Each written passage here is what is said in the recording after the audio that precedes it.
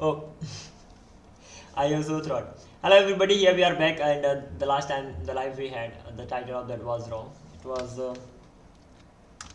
Excalidraw clone. Excalidraw clone, something like that. Learning full stack. Okay. Full stack web dev. So this was the name, by the way. I had better change the title of it. Web dev. Alright, let's save it here. And welcome. Come on, yeah, just a sec.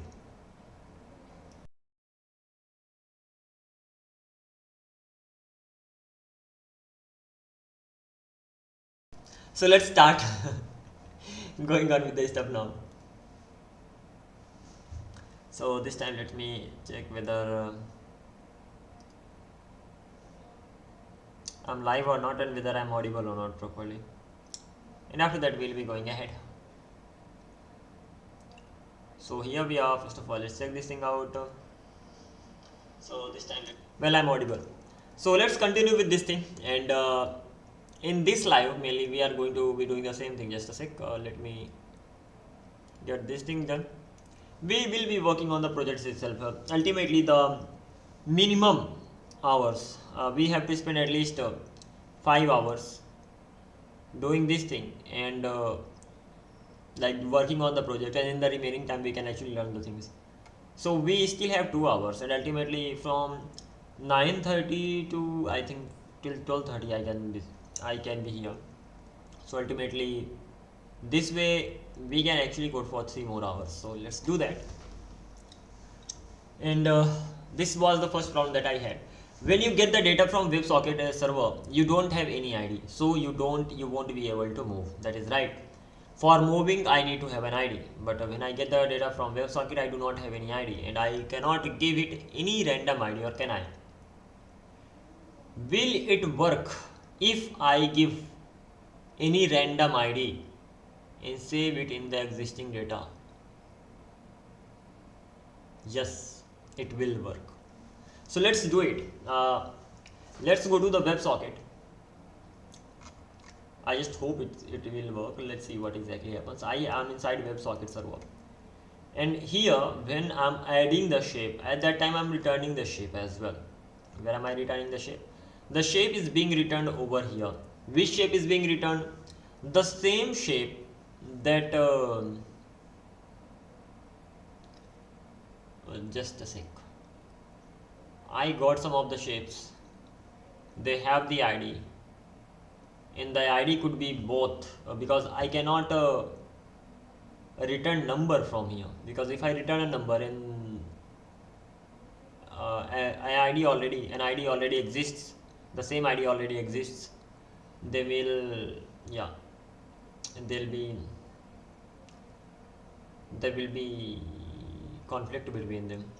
So what can we do? From my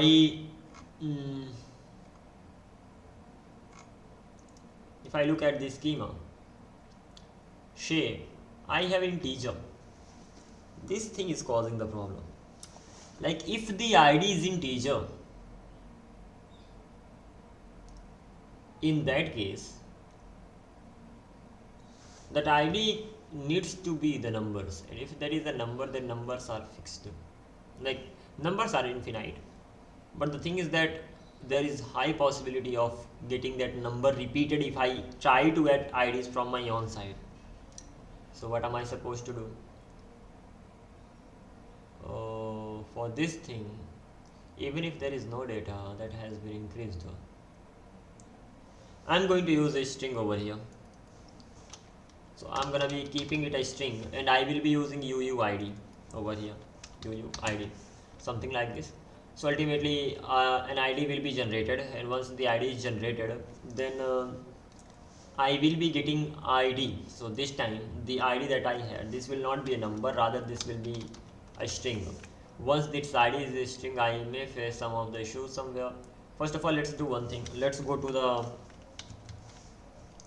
DB, migrate the DB, so that at least we have the migration, right? And then we'll simply be going ahead. So we will be writing cd over here, and let's go to package order. There are so many things over here. Let's do one thing, collapse all of them, and let's open db this time.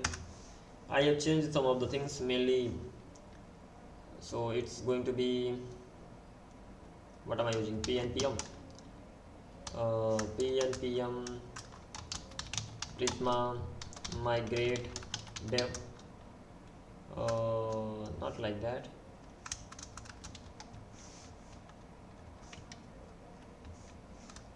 migrate dev.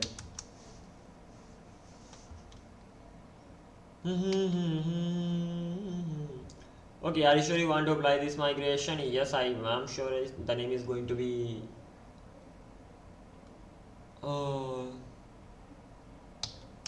modify room id to string.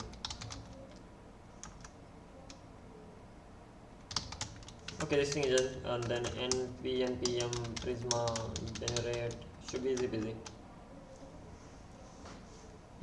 Failed. Why?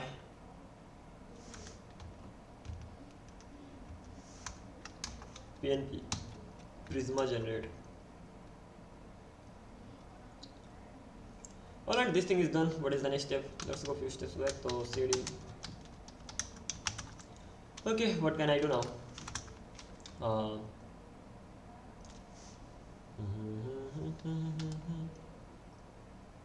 I should first of all delete all the data from my database. This thing is also right.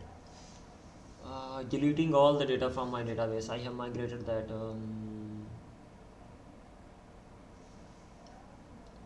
Let's check. pgadmin and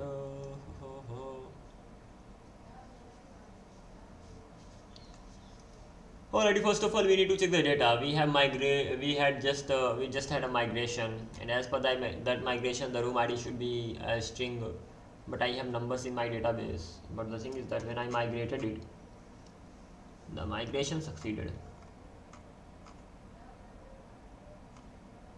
Primary key for the shape table will change if the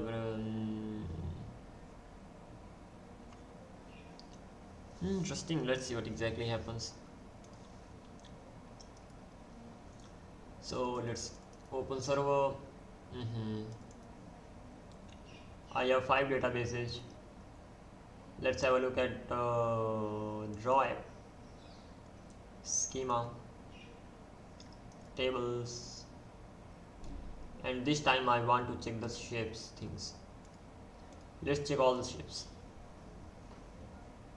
So the ID is text, but the numbers are set, and the call it good thing or bad thing, I cannot really delete the shapes unless I delete the rooms, and I can't delete the rooms unless I delete the users. If there is a user, that user is able to create the room. If the room is created, then you are able to create the shapes. Ultimately, let's delete the users first of all. So it will be like this.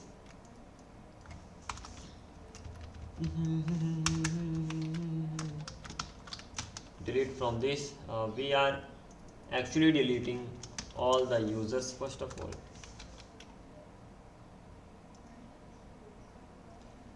Delete public, that is delete. Okay, that's wrong. The thing is that as soon as I delete the user,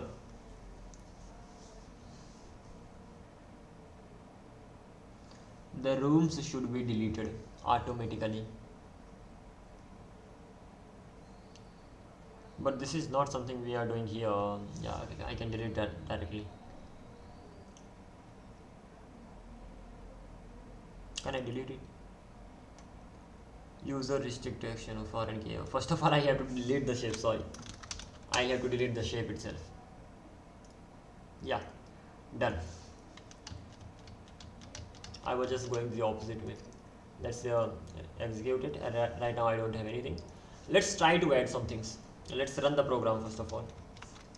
pnpm dev, and this time we should be able to add the stuff from my on side.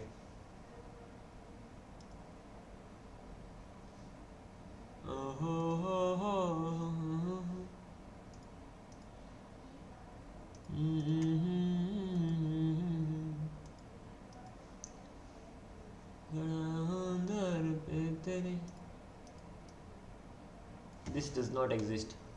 If there is no room, why am I able to enter the room?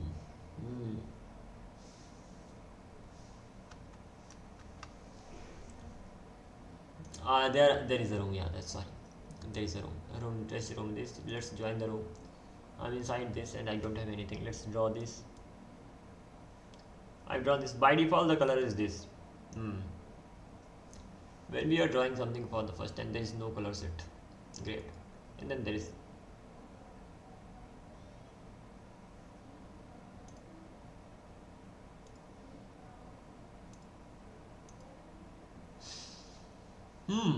It did not save to that in the database. Let's see one more thing. Network.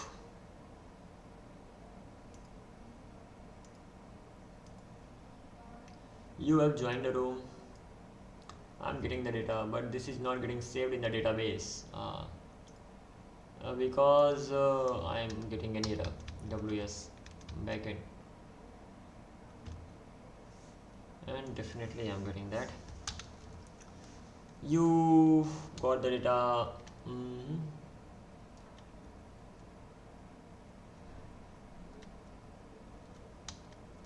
And this was the error that I got.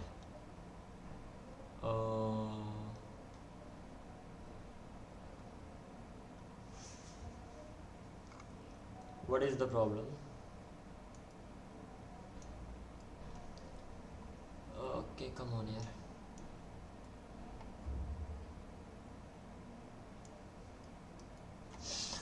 The issue is this, that I got the data, shape, add circle, radius is this, center is this and all. I got the thickness, room ID. Null constant violation on the not available. Ultimately, we are facing an issue on the WS backend side. So I can go to WS backend, apps, WS backend, source, index.ts, and that too in here. Shape.create room ID shape and created by. The room ID is expected to be created on its own. That means I will not be creating that. Okay. Then why am I getting the error?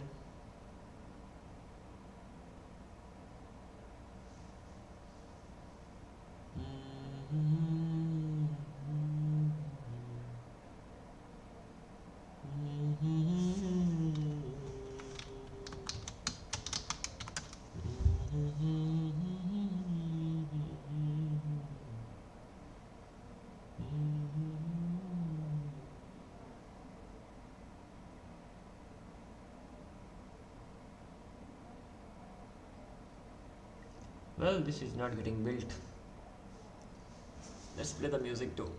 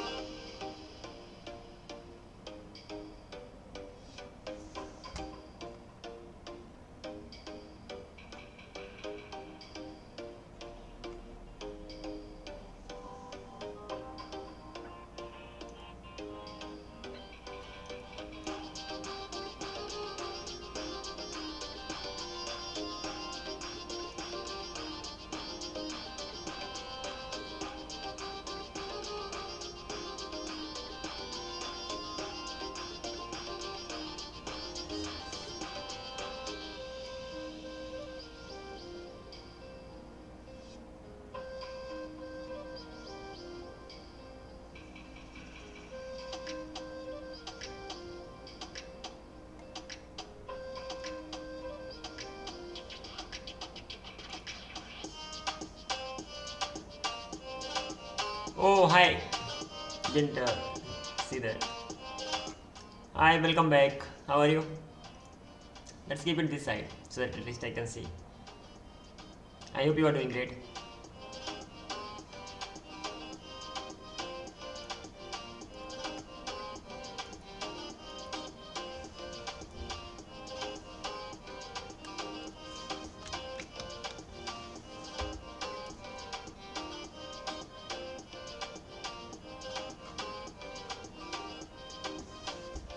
Hmm.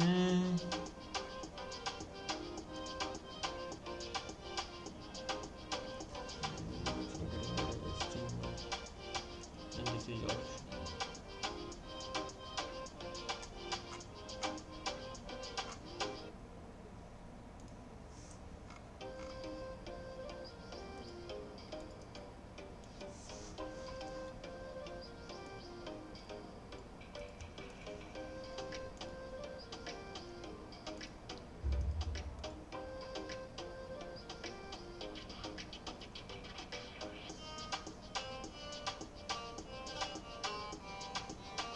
Well, that's great if you like that.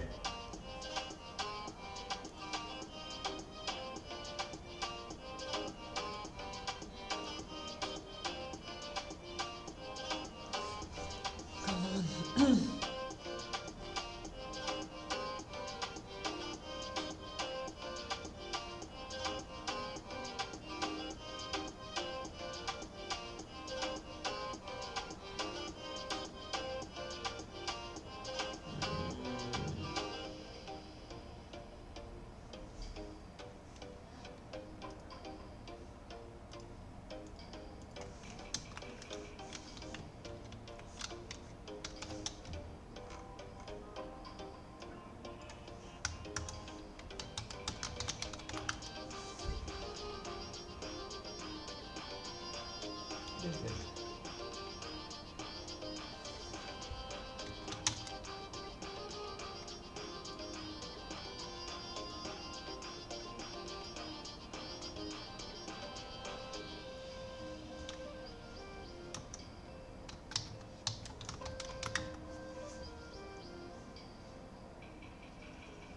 It's been that well.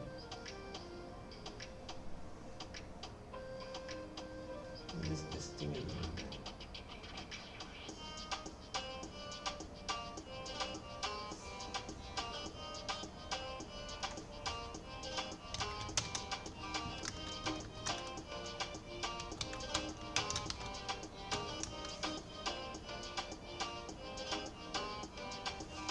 well, I'm doing great. Thank you for asking. How about you? How are you doing?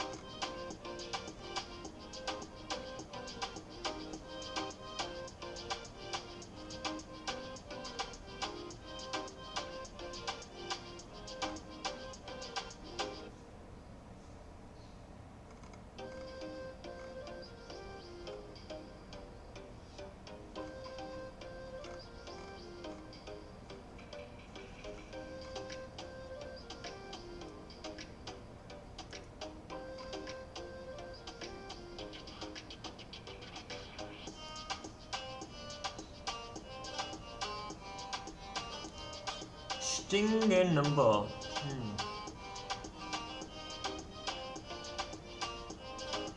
This is a string. Select a shape ID is number, yeah.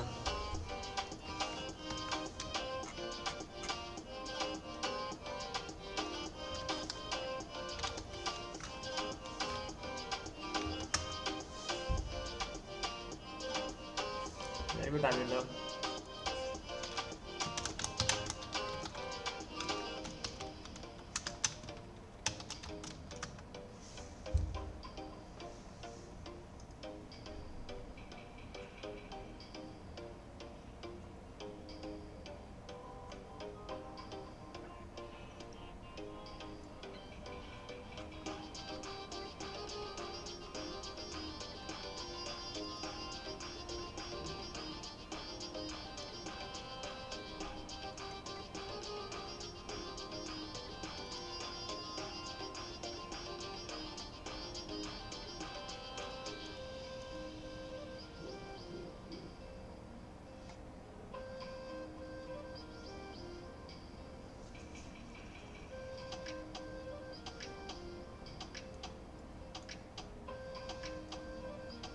Type x is not assigned start x.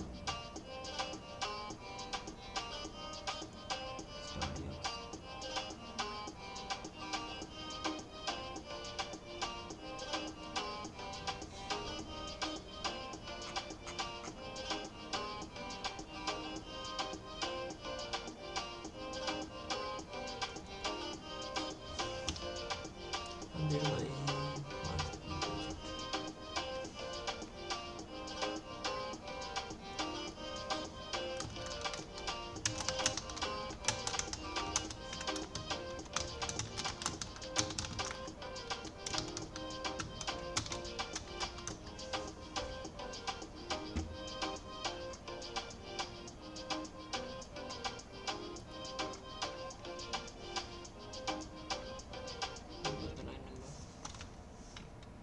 the line number was 66.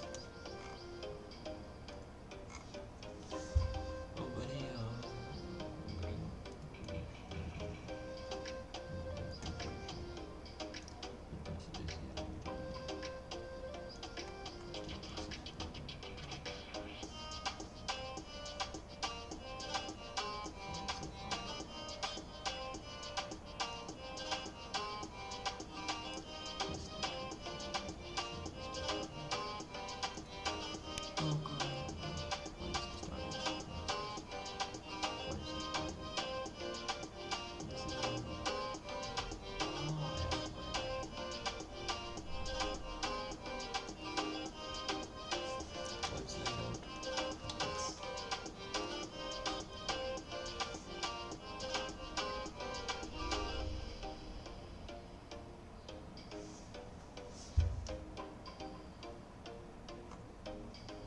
point in pencil, I'm putting a slide.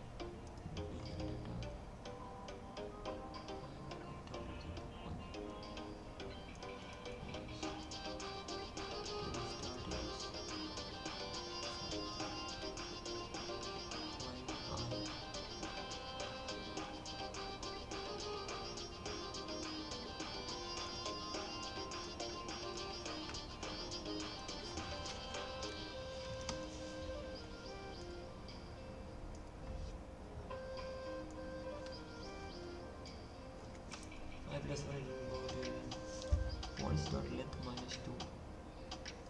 This is length minus 2. If length is like this.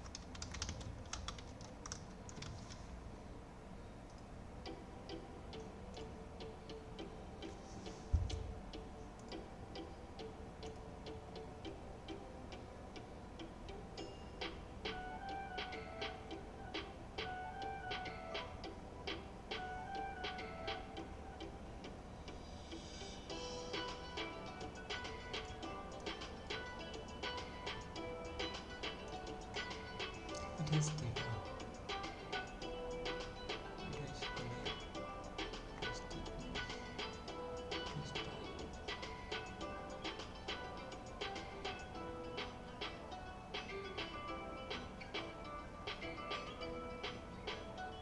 It needs to have ID. What needs to have ID? The shape needs to have ID.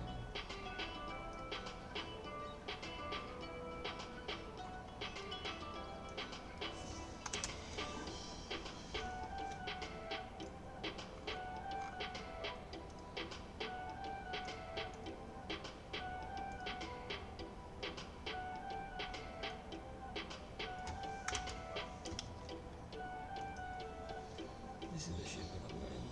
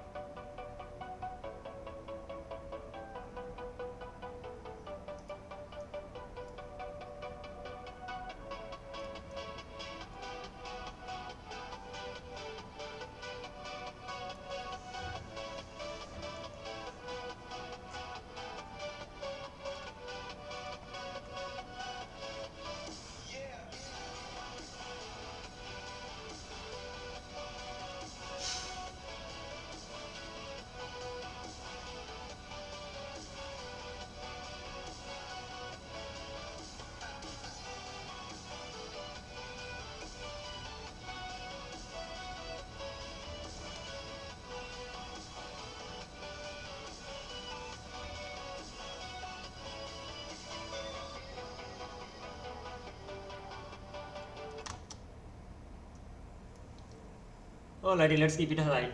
Enough of listening to the song. Most of the things are done. There are just a few edge cases that I have to cover. Then it's gonna be done, something like that. So let's work on that. The first thing is that as soon as the shape is drawn, I should be switched to the select. But there is a problem. Text is working by default, so I don't have any problem with the text, especially when I click outside when the text is ready. At that time select is automatically selected. So even I'm not sure where I have done that. Is dragging select shape id null. Okay, shape selected id, where am I selecting that? When I'm pointer up is no, it happens when I select click once, that to outside, that is okay. When pointer up happens, at that time what I want my pencil to be just pencil, because I want to keep drawing. So when it comes to this drawing, if I have selected pencil and if I'm drawing something, I want to keep drawing, so this should be pencil. But apart from that, when I have this, that means a line or a rectangle or a circle, it should come back to select again. This is something that I want. So for that thing I can do one thing over here. I have this dot selected, maybe at the top,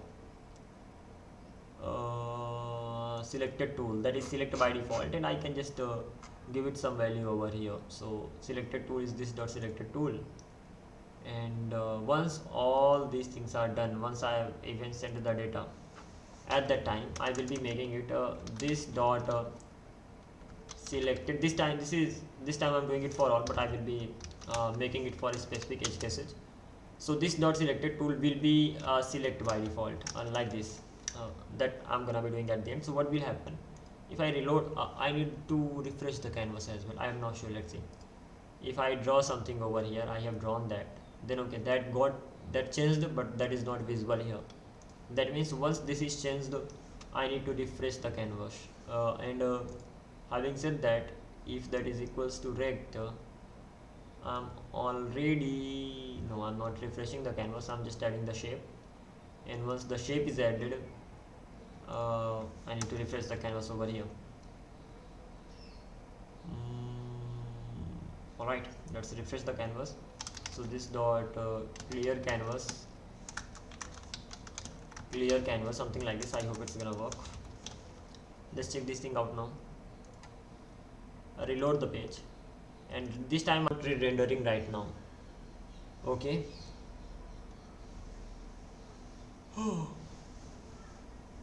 As soon as the circle is drawn, the page is not re-rendering. For that thing I should use a use state.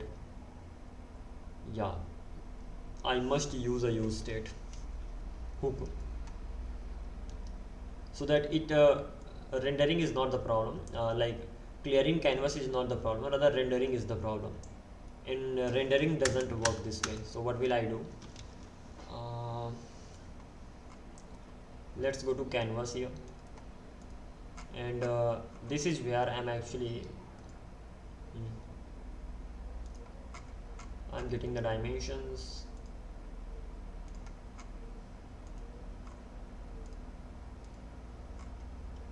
Use effect, and where is the selected tool? This is where I'm rendering the input.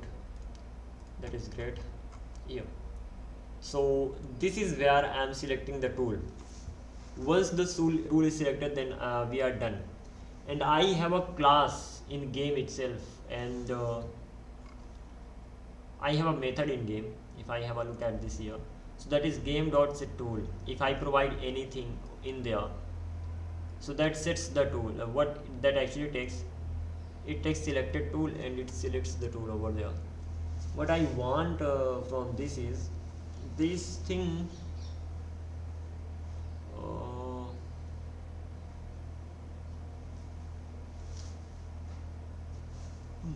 selected tool. If I give it any tool, it simply selects that, right? Yeah, it simply selects that.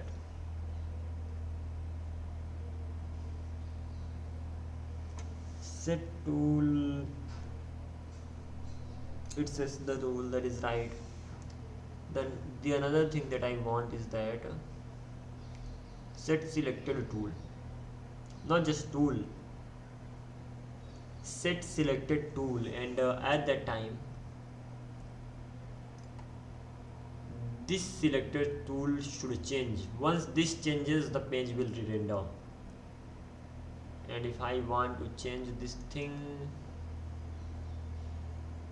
I'm going to send it with the game class. So I'm sending current, I'm sending room ID, I'm sending canvas. I'm going to send it a set selected tool, this one. What will this do? I will see.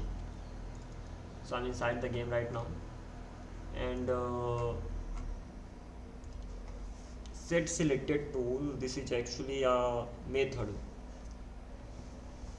Dispatch.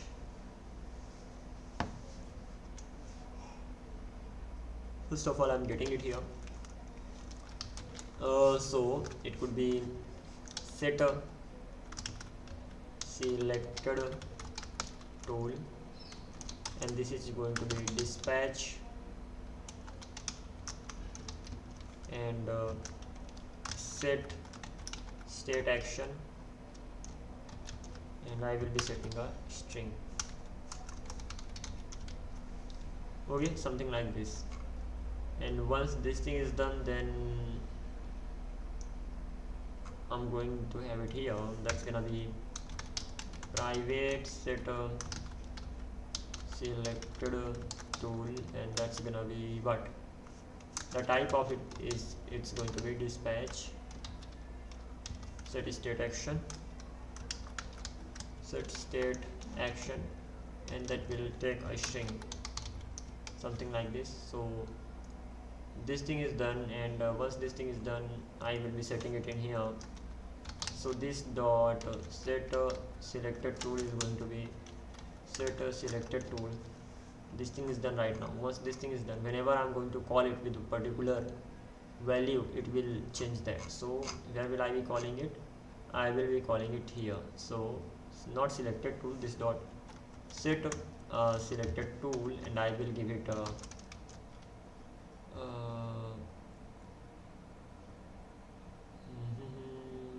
select. Will it work? Let's see. Reload the page, draw the circle, leave it. Yeah, it works. Draw the rectangle, leave it. It switched back to select. Draw the text, click outside, it already switches to that. Draw the line, and then it already switches to that. So this is the thing, like if you are just drawing a line, at that time it will be only oh, it's switching to that again. That means I need to switch, I need to just change it. I don't need to call this here. Rather, I wanna check if selected tool triple equals to a rect, or if that's equals to the selected tool, see selected tool triple equals to circle, or one more case, and that is if selected tool that's triple equals to line. In only these three cases I will run it, which means I will set the set selected tool select. That means this time the selected tool will be select. Ultimately it will not select anything. Okay, so it's like that. So let's do one thing. Let's get out of this room, and let's go to testing room. Here I have this already. Let's go to new room. Here I don't have anything. So this time I will draw a circle. As soon as the circle is drawn, it switches back to this. Now I cannot draw the circle again. Then I will have to click on circle and then draw the circle. Let's draw the rectangle. As soon as I have drawn the rectangle and I just mounted up happens, it switches back to select again. That means this time I can select them, but I cannot draw them. I can select them, move them here and there. This will work. I can do even this particular thing, but I cannot draw a new rectangle. For drawing a new rectangle, I will have to click on the rectangle. Then I have pencil. When it comes to this pencil, this is pencil. Oh, that's bad. Too bad. It's hard for me to write. So let me use my pad. So I have this pencil over here. Okay, this is my pencil, and when the pencil is selected, pencil will always be selected, it will never get over. So it doesn't I can write write as much as I want, simple. Okay, I can draw anything if I feel like. So ultimately it will stay like that.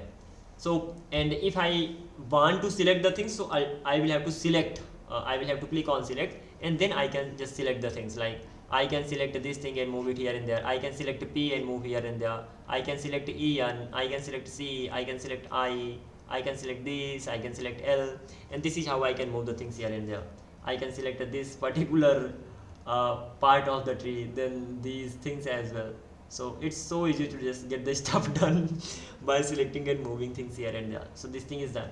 And if I just go to line and draw a line over here, as soon as line is drawn, it will switch back to, it will be switched back to the selector. As for the text, same thing will happen. Even if this is the text, I can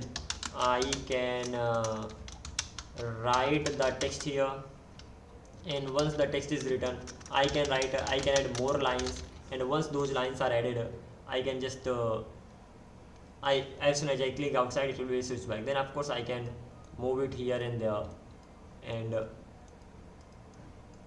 I should be able to do that. Yeah, I'm able to do it. So this is how it goes. Right now there is one more problem. There are many things that we have to fix actually. There's not just one, but one problem is with the text. Why? That I'm only able to select the text when I click here. If I click on the text,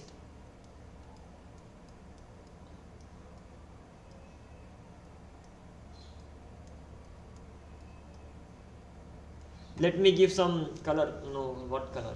This is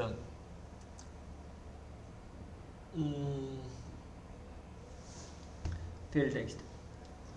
You are playing with the canvas right now. Yeah, fill text.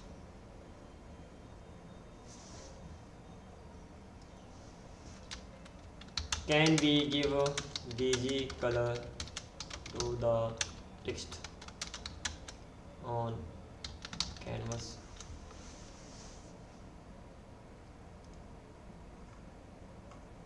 Used effects in Canva, not Canva. Yes, you can give background color to text on canvas by using the text effects feature, adding a shape behind the text, or using code library like Fabric.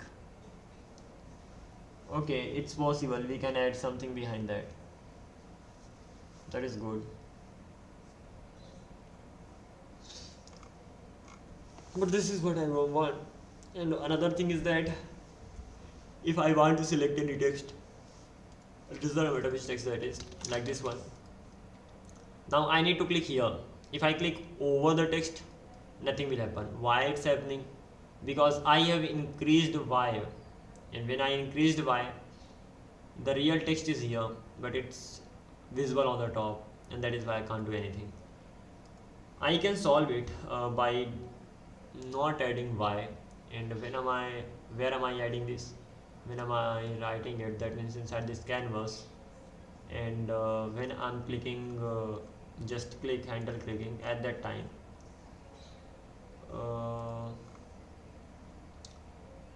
selected tool is here. Where am I actually doing that? When is this being shown? This is being saved in the DB. Yeah, then it's coming back. That's right. And when it comes back, that means inside game, when I'm rendering the stuff, at that time I'm changing its values. That's right. So let's go to render, let's go to text, and over here I'm changing the height. Okay, what is the height? Height is this, should not be a problem. Line multiplied by this, so there is only one line, it will run only once. Let me write one text and then see what gets saved. Let's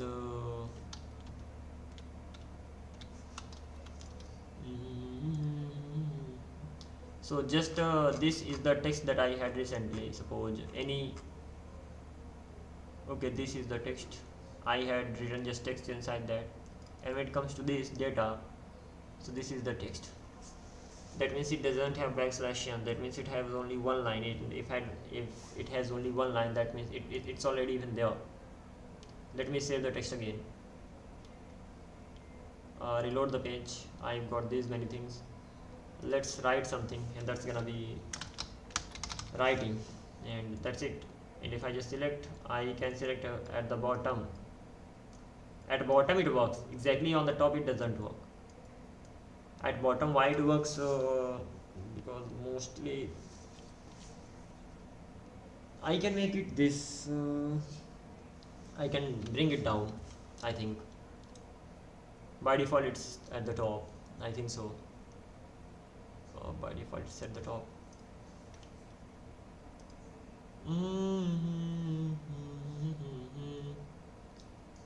The thing is that I cannot get any background behind that, otherwise it would have been easy. But the simple thing is that I have to move it below. For moving it below, I have the height. How am I getting the height? I'm getting the height from shape.data. I'm getting the height from shape.data. That height is okay, shape.data. That means when I'm adding the data at that time, I'm calculating the height. That is right. So let's go to canvas, and this is where I am adding the height, and height gets calculated over here.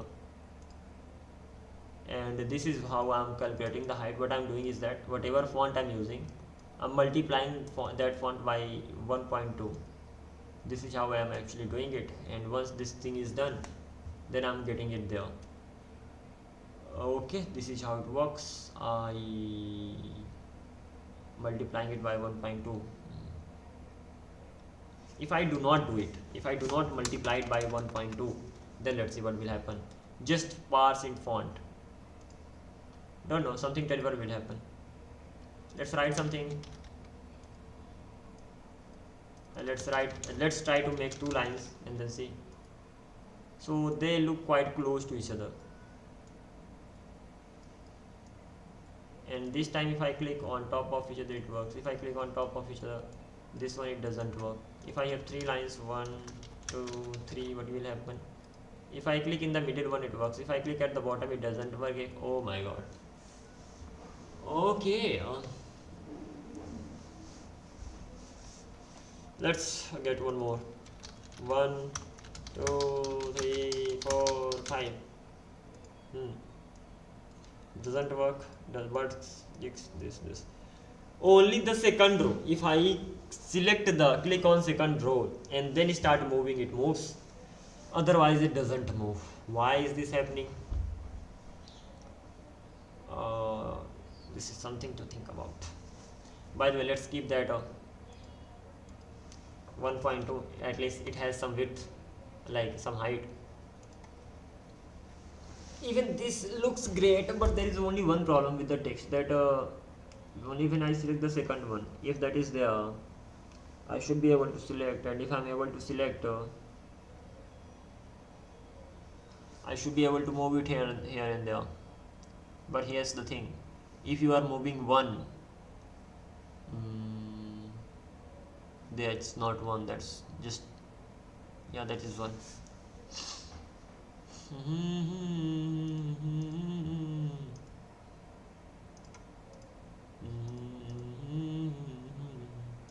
I just saved this text. This is something that got just recently saved, and this is ultimately this contains 1, 2, 3, 4, 5, 6 lines. No, 1, 2, 3, 4, 5 lines. When I click on the second line, it works. When I'm actually rendering it on the canvas, only second line works, the other lines don't. Interesting. I cannot give it any color until unless I add something. Okay, I can give it some width. Yeah, where can I? Let's do it. I can give it some width. Where? While rendering it. What will happen? Let's see what will happen. I have the height. I can give it the height. That is great. Then the next step is to that is optional, I can give it the max width. Okay, the max width is going to be width. Where am I going to get it from? I'm getting both. I'm getting the height as well as width. I'm calculating, so I will get width and I will get height over here. I'm getting it from the backend, and once I have width, I will be just using the width over here. What will happen? Let's see. Reload the page and select this.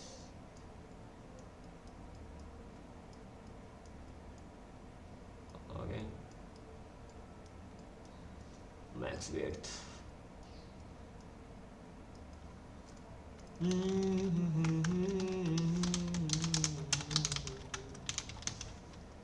It's like this.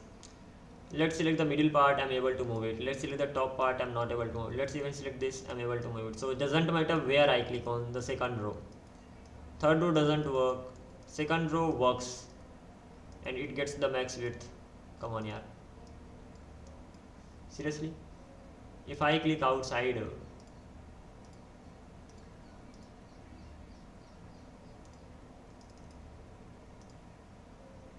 why doesn't it switches? Reload. I got text. I clicked outside. It doesn't switch.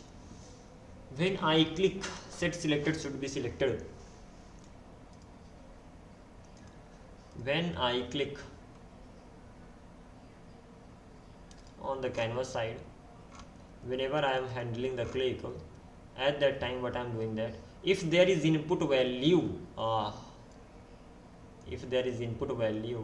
in that case I am setting selected to select. If there is no input value, I'm not setting it. Okay, and what I want is that whether there is input value or not, that doesn't matter. If I click outside, that should be selected. So let's move it below and let's see whether it works or not. Reload the page. I selected the text, I am entering the value, I selected outside and it's gone.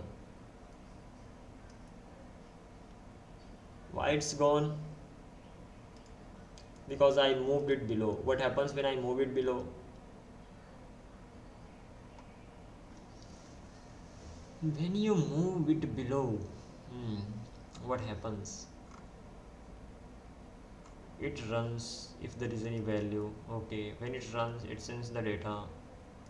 That's right, when it sends the data,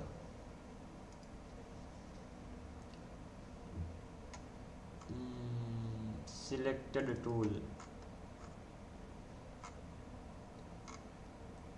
and then this is the one select text. Okay, it's like this.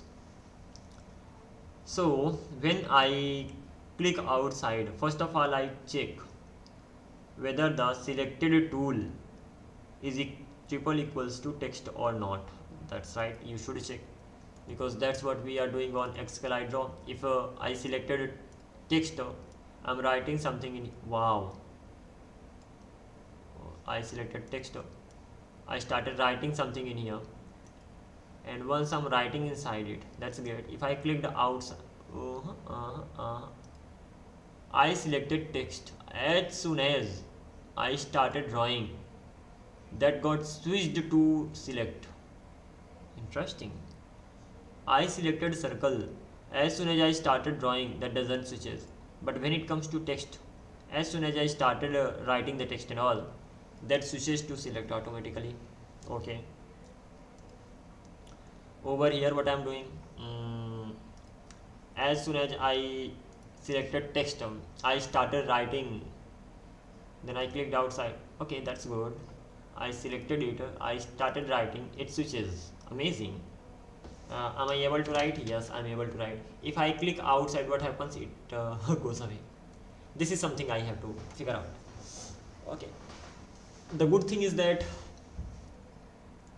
initially selected tool was, oh my god, this is altogether another part, and this is another part. Let's forget about this part and let's focus on this part. Not even this part, let's collapse this one. So first thing I'm checking whether the text selected tool is text. If that is text, set input visible true. Okay, render, I will be rendering it. Once rendered, what will happen? There are two things. Either I will type inside there something, or I will not type that inside.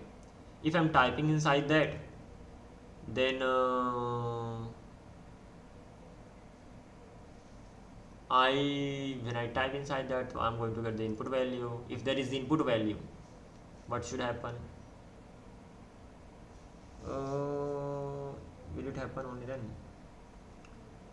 Because if I'm checking that if the selected value is text, then only I'm rendering it, then I'm gonna be in trouble. Why? Because as soon as I click that switches to select, and if that switches to select, this will never run, and if this never runs, then I'm gone. Initially that is equals to text, but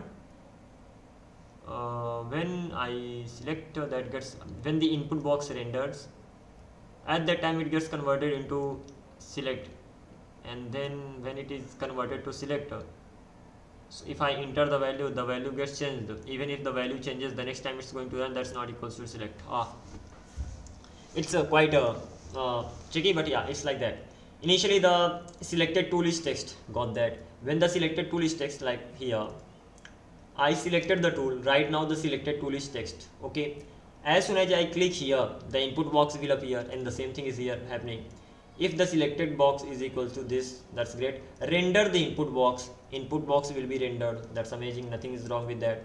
If input has some value, then only send some data to the DB. But the thing is that right now if I select that, and if I get the input, I got the input, but there is no value inside the input. And as soon as I got the input, the select got the pointer started referencing to the select, as simple as that. When I have selected, that means I don't have text, so even if I added some value inside this, got that, and if I clicked outside, it disappeared, because the next time select tool was not equals to text, rather select tool was equals to select itself, so it never ran. And when it never ran, data never got saved in the DB, and I'm not getting any result. Okay, what to do now? The main question is this, that what to do. Once I handle click, that means I click somewhere, nothing happens. What I want to do, it should run when selected tool is equal to text, okay, that is right. The next time selected tool becomes select, when it re-renders, at that time, yeah, and because of that thing it never runs. So I can do one thing, I can place these two things inside it, but when it comes to the input value, I will run it outside the if condition. So let's cut it from here, just guessing, let's see whether it works or not. And I actually want to keep it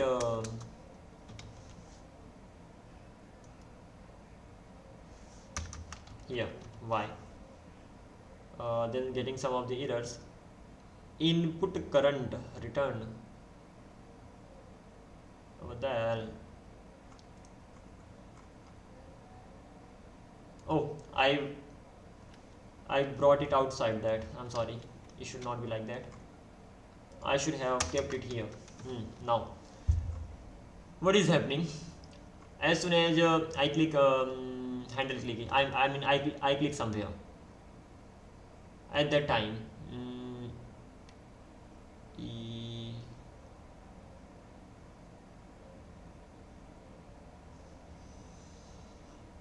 okay, I click somewhere, I click only once, that is right. If selected tool is equal to text, at that time I have to render the input, I'm rendering that. And as soon as input is rendered, I have to make it set selected tool select. Okay, this is done. The next time when I click somewhere, it never runs, that is right, but it does run. But if there is input value inside, if input value exists, then this whole code runs. Let's check this time. Reload. I got input, I started writing, it got switched to select, I wrote here, and I clicked outside and it is still here. We have solved it.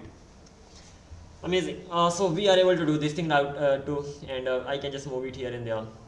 Ultimately it's all about the logic that you write. This much we have done so far.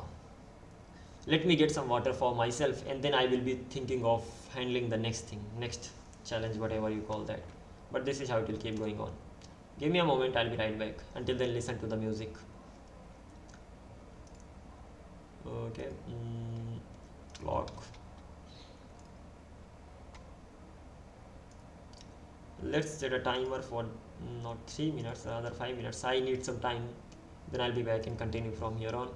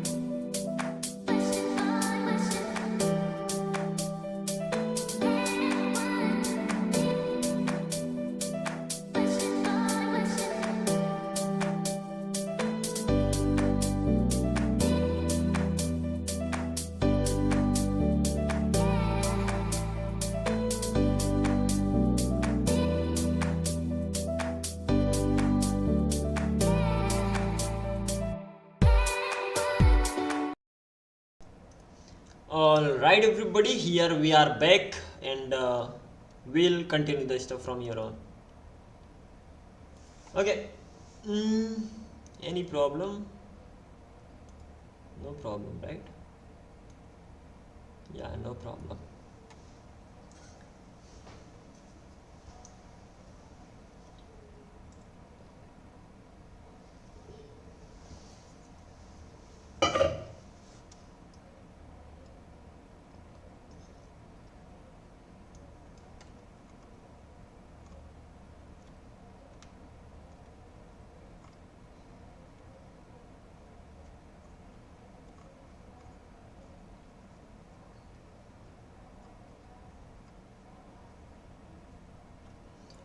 Alright, let's continue from here on. So what we were working on, firstly that got done, whatever we were working on, like the text related thing. So formatting is great.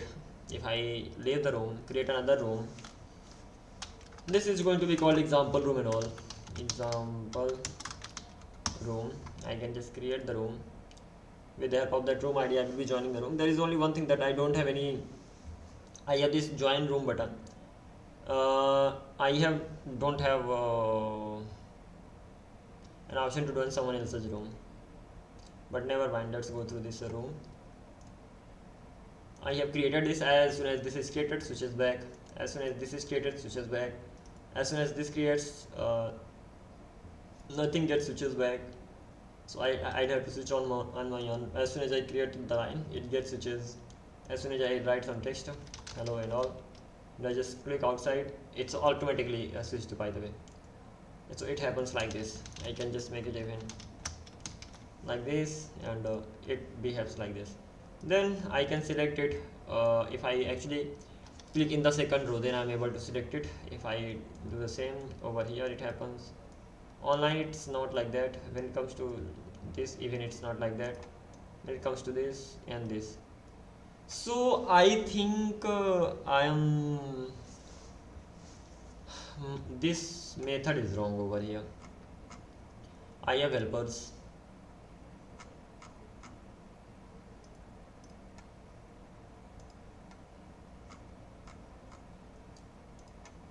Okay, select a text. It's not selecting text. So let's make the AI write for this thing as well. It selects it, but it does not select it the best way possible, because height needs to be double of that. Never mind, I write the code for it. Write the code for it. There can be more than one line, and text shape as x, y, height, and width of one line. Let's see what it writes. Hit tolerance, even this is going to be used here. Never assumed this thing. Well, point in text, point in helper, check if point is within rectangle with a tolerance.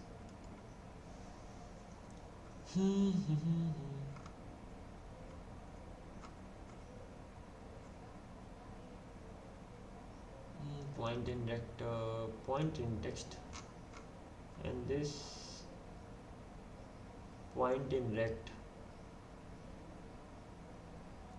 I already have point in rect.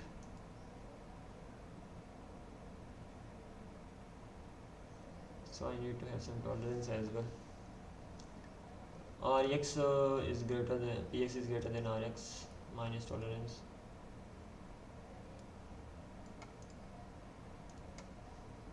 So ultimately I can say one thing.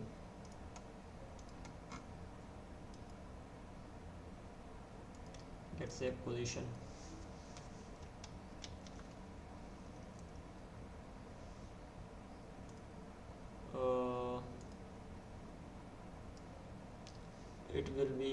There will be at least something to learn from it.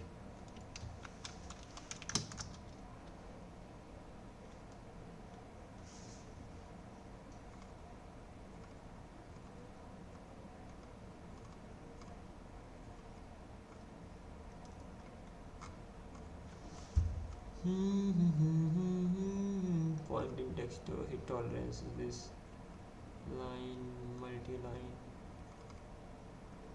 Okay, I'm getting only this much because remaining things are working fine, so I don't need to mess with them.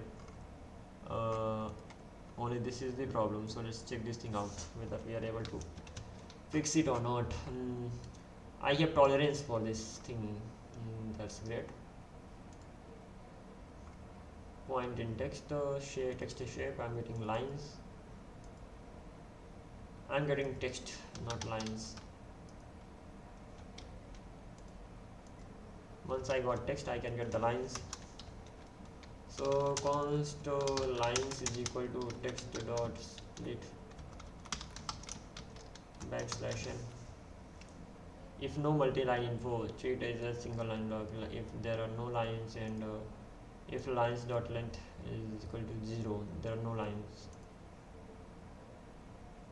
There is still going to be one line.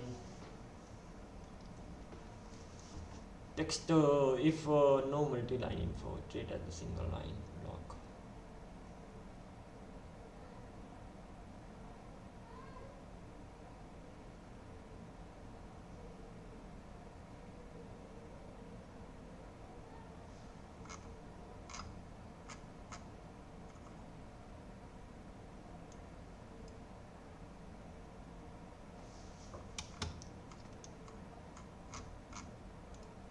Okay,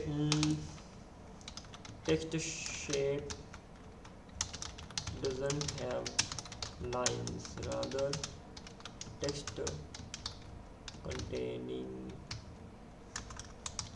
backslash.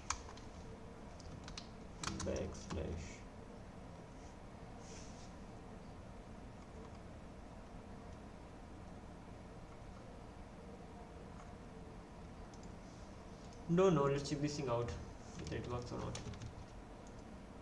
Oh, sorry,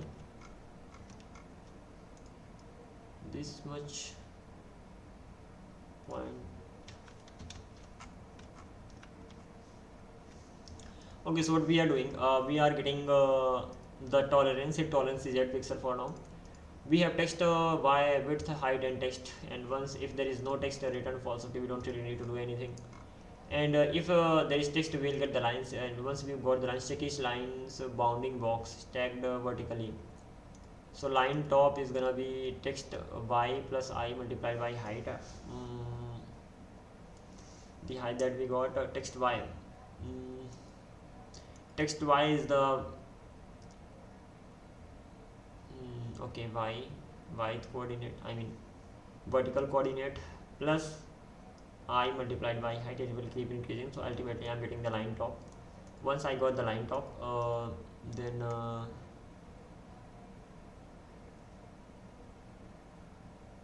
text I this. So whatever the y I have right now, if I want to get the top is going to be like this, and that is right. Once this thing is clear, then x is equal to, x should be greater than or equals to text and hit tolerance minus, it should be less than text or width plus hit tolerance. It's just like the rectangle. So ultimately what I'm getting, that I'm getting the line top. Once I got line top, and then I have line top, and if x is greater than or equals to line top minus hit tolerance, can x be greater than that? Yes, it can be. Okay, and it should be less than text x that I have plus width. That's right. Hit tolerance, that's okay, you can add. And y line top, y should be greater than or equals to line top. Text x is the x coordinate.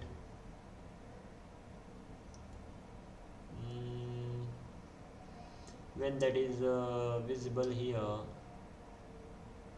then if I have the coordinates, the text comes on the top of them. If there are coordinates on the canvas, if I render any text, that text comes on the top, that means x is the starting point, like x coordinate, and text x is the coordinate that I'm getting from there. So this is something I clicked. if I click on top of the text, it will be greater than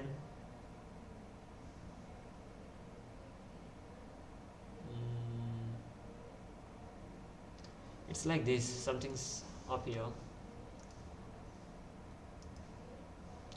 Come on.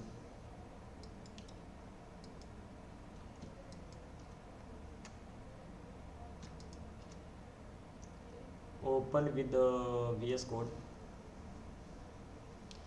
And when it comes to text, I had written a code over here, and that is this one. And it starts from here and covering all these things. Text actually starts from here, text, this much.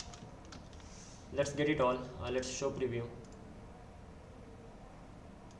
Okay, so ultimately that's not visible. Great.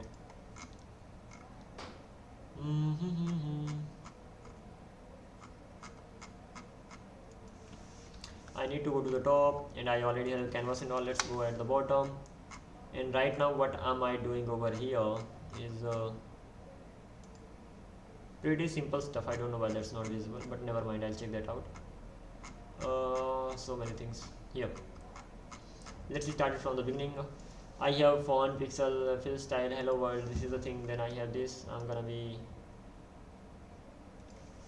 commenting this thing.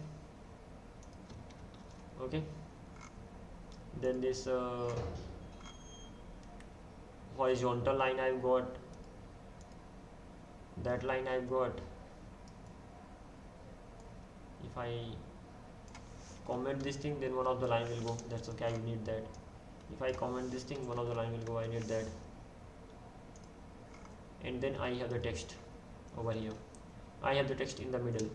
But the thing is that canvas.width divided by 2. I don't want to keep it in the middle. Rather, if I don't bring it in the middle, then what will happen? Especially when I'm rendering something, that should not be in the middle. So if suppose I have the coordinate, what is the width by the way? First of all, let's go to the top. At the top the width is 500 by 600, so let's make it 500 by 500 first of all. Okay, and after that, okay, come on, let's come back, and this time aligning it in the middle. That's right. If I don't align it, then what will happen? By default it is like this, that it will be on top of the coordinates. Okay, and I can bring it to the middle, or I can bring it to the top, and the top is going to be looking up.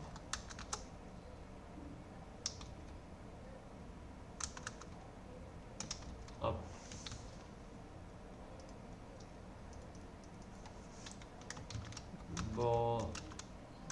Bottom. It looks like this. How many values do I have over here? Text can be what?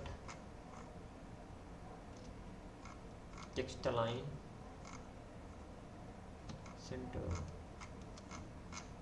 I had given the values here.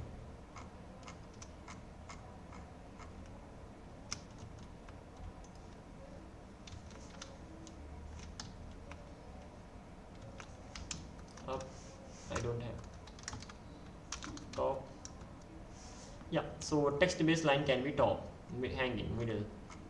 It can be top or it can be bottom, right? Yeah. So let's go below. Let's make it top. Top will be like this. Okay. Top makes it go below. What do I want? And what happens with the HTML? HTML makes it below, right? That means I'll have to text a baseline. That is the first thing. And once this thing is done, then I can just simply go ahead. Let's have a look at the code that I had. X, that means the coordinate that I chose that should be greater than or equals to text.x. Text.x means this is where text.x is.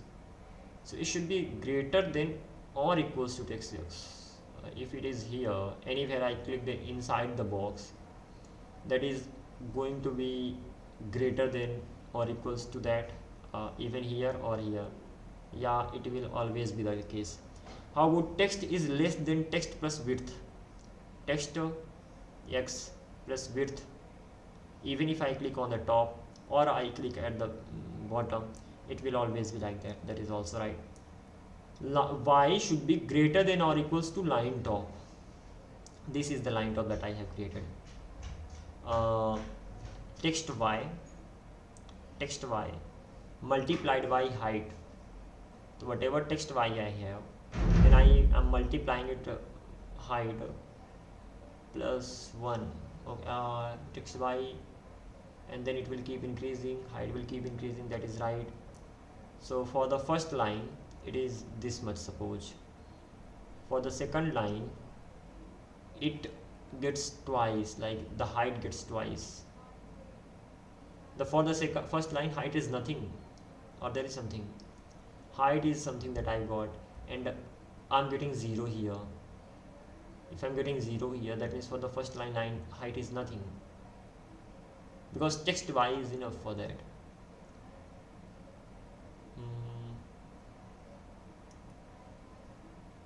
Let's see what is the result of it. It's hard to just visualize the things. Okay, here we are. Yeah, let's write some text. Okay, can I select it? Can I select from here? Can I select from here? Can I select from here? Okay, I'm able to select it from here. I'm able to select it from here, and I'm able to select it from here. That means the text should be top, then it should come one step below. Talk in Hindi, बिल्कुल sir, Hindi में भी बात करेंगे, क्यों नहीं।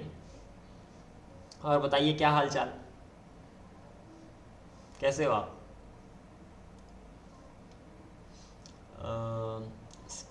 हिंदी में बात करें, करते हैं, जब तक आप हो तो कर ही लेते हैं। बिल्कुल बिल्कुल हिंदी में बात कर रहे हैं, क्या फ़र्क पड़ता है, हिंदी हमारी मातृभाषा। आई डोंट, मतलब मुझे कोई समस्या नहीं है हिंदी में भी बात करने से। मेन कारण ये था कि यार मैं बार बार इंग्लिश में क्यों आ जाता हूँ। बहुत सारे लोगों को काइंड ऑफ, अगर वो मेनली कोडिंग में है तो वो use to look, it's hard for me to speak in Hindi.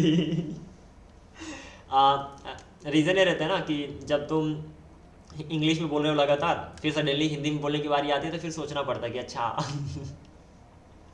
थोड़ा टाइम लगता है इंग्लिश टू हिंदी में स्विच होने में, बट चलता है। ज़्यादातर लोगों को अगर वो कोडिंग वाले क्षेत्र में है तो वहाँ हिंदी में पढ़ाइए, हिंदी में पढ़ाइए। मैं टीचर नहीं हूँ भाई मैं बस यहाँ सीख रहा। कोड, आप कोड करते हो, लाइक आप प्रोग्रामर हो, हिंदी में पढ़ाइए। मतलब पढ़ाया करता था, लेकिन मैं इंग्लिश पढ़ाया करता था, कोडिंग तो मैं खुद ही सीख रहा हूँ। तो इसको मत बोलो पढ़ाने को, शायद इन फ्यूचर देखेंगे। आप क्या करते हो बताओ जरा। तो इधर कर रहे हैं हम लाइन टॉप। मैं अभी ज्वाइन किया है, तो ओवरव्यू दे सकते हो क्या प्रोजेक्ट का, एंड क्या टेक्नोलॉजीज यूज़ कर रहे हो। आई एम अ मन स्टैक डेवलपर। क्या बात है, अगर आप मन स्टैक डेवलपर हो तो सब कुछ समझ जाओगे। अल्टीमेटली मैं एक्सकलाइड्रॉ का प्रोजेक्ट क्लोन बना रहा था, जिसके अंदर आप ये सब ड्रॉ कर सकते हो, पेंसिल ड्रॉ कर सकते हो, लाइन ड्रॉ कर सकते हो, टेक्स्ट लिख सकते हो। एक बार टेक्स्ट लिखा गया, देन चीज़ों को यहाँ से वहाँ मूव कर सकते हो। खैर ये मूविंग वाला सिस्टम अभी मुझे डेटाबेस पे सेव करना है, एंड ये सारा का सारा डेटाबेस पे सेव हो रहा है। तो जब रिफ्रेश भी करोगे, ऑफकोर्स आपको तो पता ही होगा, तो आपको सब मिल जाएगा। टेक्नोलॉजीज़ में टाइपस्क्रिप्ट यूज़ हो रही है, एंड टर्बो रीपो कुछ नया है, but kind of framework type में है, तो इसमें ज़्यादा फर्क नहीं पड़ता। बट हाँ, टर्बो रीपो यूज़ हो रहा है। ये सिंपल ऑर्केस्ट्रेटर है, मतलब आपके प्रोजेक्ट को अच्छे से रखने के लिए मेनली यूज होता है। काइंड ऑफ मोरो रीपो, टर्बो रीपो अगर सुना होगा तो, नहीं तो एक्जैक्टली सेम होता है, डोंट वरी अबाउट दैट। तो ये हो गया, टाइपस्क्रिप्ट हो गया, web socket, HTTP server, Next.js, Tailwind CSS for designing purpose, and Prisma for database, ultimately PostgreSQL use हो रहा है। बस इतना ही तो होता है इसके अंदर, और क्या, बाकी एक आध दो पैकेज आगे पीछे होते रहते हैं। कब से सीख रहे हो वैसे मर्न स्टैक?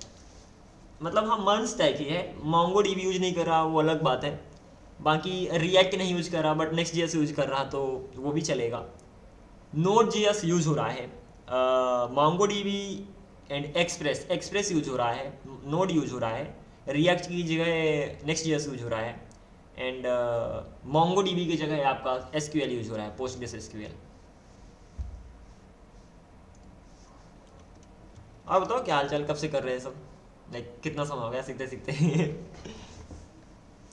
8 मंथ से सीख लिया, अमेजिंग यार, कमाल कर दिया आपने, अच्छा, आई शुड अप्रिशिएट दैट।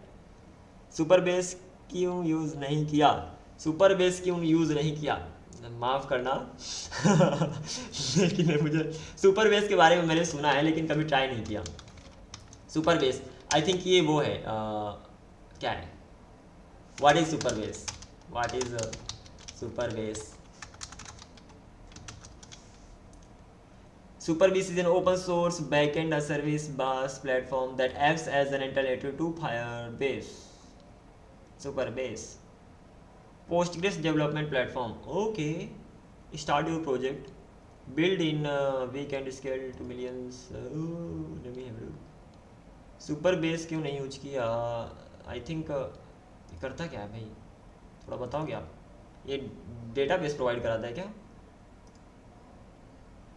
मुझे देखना पड़ेगा, थोड़ा बता सकते हो थोड़ा जल्दी से चैट पे कि एग्जैक्टली क्या करता है? डेटाबेस देता है, क्या करता है? अनस्टॉबल्स organisation, personal, advance create organisation.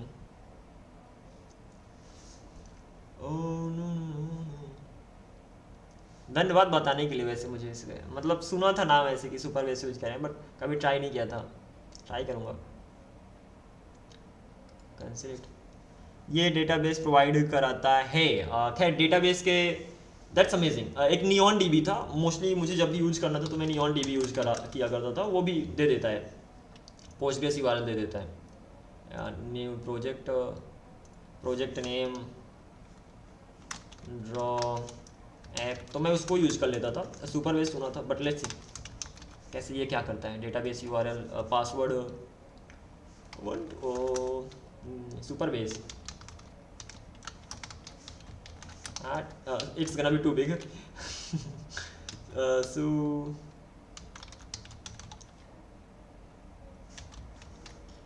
okay, should be fine. ACH specific created.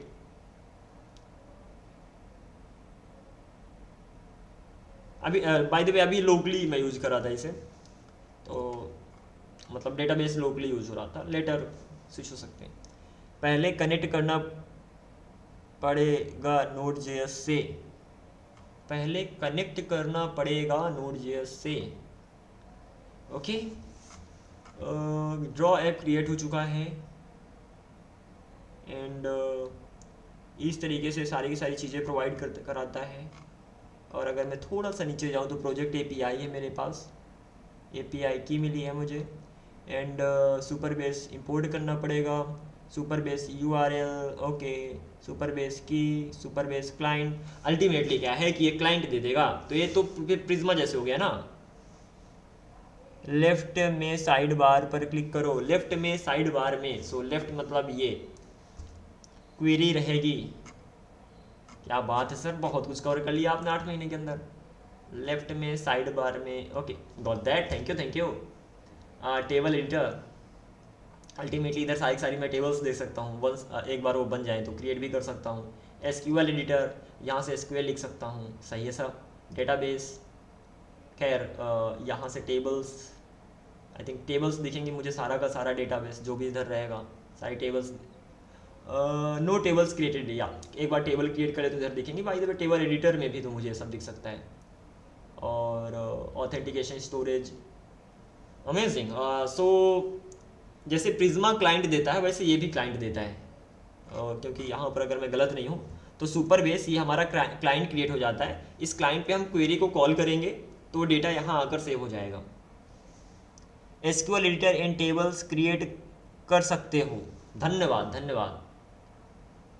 SQL editor of course यहाँ पर क्रिएट टेबल कर सकते हैं, हम टेबल का नाम दे सकते हैं, क्रिएट हो जाएंगी। या तो अगर मैं गलत नहीं हूँ मैं यहाँ से भी क्रिएट कर सकता हूँ। तो कमांड क्या होती है? What is the command? Create table, create table, table का नाम दे दो, टेबल का नाम यूज़र्स, टेबल के अंदर इनपुट्स क्या क्या होंगे, टेबल के अंदर आईडी होगी, आईडी क्या होगी, आईडी इंट होगी, इंट और प्राइमरी की होगी। भाई आपने क्या क्या कोर्स किया है? भाई मत पूछो, पहले तो लगे रह गए कोर्स कंप्लीट करने में, फिर पता चला कोर्स तो कंप्लीट कर लिए, बनता कुछ नहीं है। फिर सोचे कि अब एक काम करते हैं, प्रोजेक्ट पे काम करते हैं। तो बहुत समय ऐसे वेस्ट हुआ। पहली बात तो जब सीखना शुरू किए थे तो कंसिस्टेंसी नहीं थी। अपना जब कंसिस्टेंसी आई तो वो कहते हैं ना ट्यूटोरियल है, उसी के अंदर लगे रह गए। फिर जब ध्यान आया तो पता चला कुछ नहीं बन रहा, एक काम करो प्रोजेक्ट बनाओ। It's been like that. अब हो गया, लेवल धीरे धीरे बेहतर हो रहा है, अब दिमाग काम करने लगा कि हाँ भाई ऐसे ऐसे कर सकते हो, वरना तो डर लगता था प्रोजेक्ट से, ऐसी हालत थी। कि अरे होना चाहिए भाई ऐसे ही, कैपिटल की या देन आईडी हो गई, यूज़र नेम,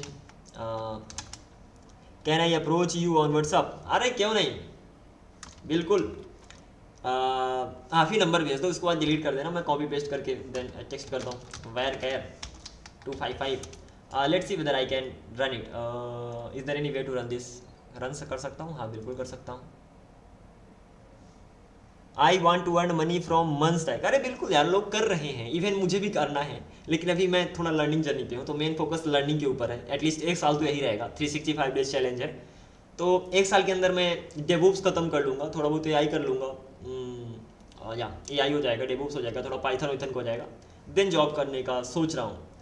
और तब तक अच्छे खासे प्रोजेक्ट हो जाएंगे, क्योंकि 6 घंटे डेली प्रोजेक्ट को देता हूँ, कम नहीं है भाई, अब देना शुरू कर दिया हूँ। मतलब ब्रो आपका नंबर, ब्रो आप ही टेक्स्ट कर दो ना, नहीं तो मैं ही कर देता हूँ, कोई ना, उसके बाद मैं डिलीट कर दूंगा, ठीक है? मुझे व्हाट्सएप पे टेक्स्ट करना आप।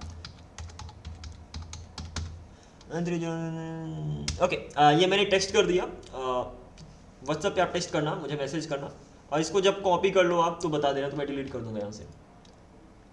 सक्सेस, नो रोज रिटर्न, कोई रोज रिटर्न नहीं हुई, ठीक है देखते हैं। धन्यवाद भाई इसको बताने के लिए, सच में बहुत बढ़िया है। यूजर्स क्रिएट हो गया, क्या बात है, मतलब अब मैं काम कर सकता हूँ।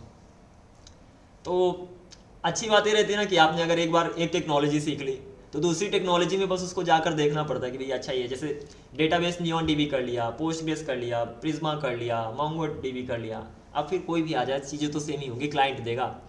इसकी बेस्ट चीज़ ये है कि ये यूआरएल के साथ साथ क्लाइंट देता है, जैसे प्रिज्मा देता है, या प्रिज्मा भी सेम चीज़ करता है। प्रिज्मा ऑटोमेटिकली क्रिएट कर देता है डेटाबेस, यूआरएल भी दे देता है, क्लाइंट भी दे देता है, तो बोथ ऑफ देम सेम करते हैं।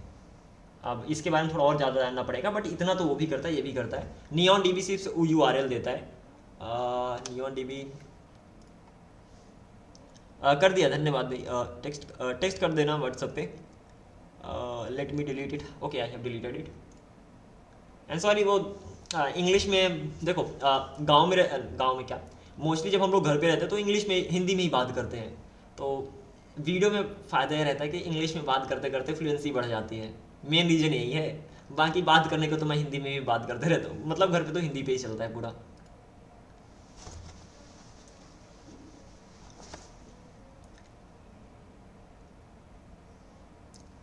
चलो बढ़िया। इधर मैंने बहुत सारे डेटाबेसेस क्रिएट किए थे, एंड ये क्या करता है, अगर मैं किसी के ऊपर क्लिक करूँ, प्रोडक्शन टेबल्स पे जाऊँ, मतलब सब में सेम ही चीज़ रहता है, सब सारी चीज़ें एसक्यूएल एडिटर देंगी जहाँ क्रिएट कर सकते हो, सब चीज़ें टेबल देंगी जहाँ से देख सकते हो सारा का सारा जो भी क्रिएट करो। तो हाँ, इसमें ये रहता है कि ये क्लाइंट नहीं देता है डायरेक्टली, ये बस हमें, क्लाइंट देता भी होगा मुझे नहीं पता। इतना श्योरिटी से मैं काहे बोल रहा हूँ, मुझे नहीं पता, इसका मतलब ये नहीं कि ये देता नहीं होगा वैसे। अभी तक तो मैंने खैर इससे यूआरएल लिए हैं, उसमें डेटा पुश किया है, पता नहीं देता है कि नहीं देता, पूछना पड़ेगा। Okay,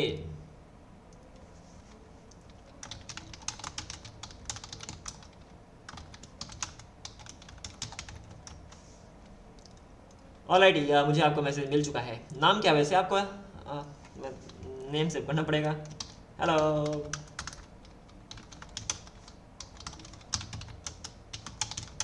bye the way catch up like बात तो लाइव के बाद भी हो सकती है, हो पाएगी, बिकॉज राइट नाउ अभी तो मैं बिजी हूँ इसी प्रोजेक्ट पे काम करने पे, तो देखें कितना समय इसमें लगता है। 3 घंटे तो लगेगा ही एटलीस्ट, मतलब 3 घंटे तो लगे ही रहेंगे, मतलब पता नहीं कितना समय लगेगा। तो कुछ इस तरीके से चलो बढ़िया, धन्यवाद नाम बताने के लिए। एंड VIP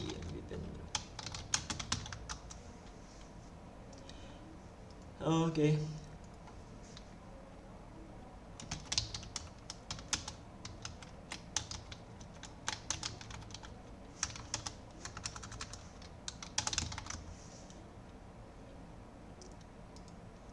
अरे सॉरी सॉरी सॉरी, ओ मैंने मिस्टेक कर दिया, बात होती है। चलो बढ़िया। Okay, let's continue from here on. कहाँ था मैं? बिल्कुल हिंदी में या बात कर लेते हैं भाई, इंग्लिश बहुत हुई।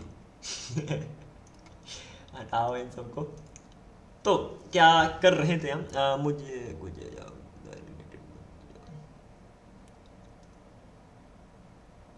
ओके,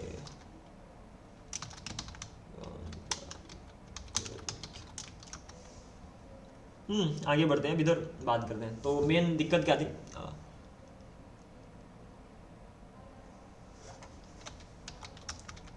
तो लाइव स्ट्रीम में कितना समय हो गया अराउंड? लाइव स्ट्रीम में हो चुके हैं कितना समय भाई? लाइव स्ट्रीम में हो चुके हैं 2 घंटे, 1 घंटे बाद खाली हूँ भाई रेजिम में।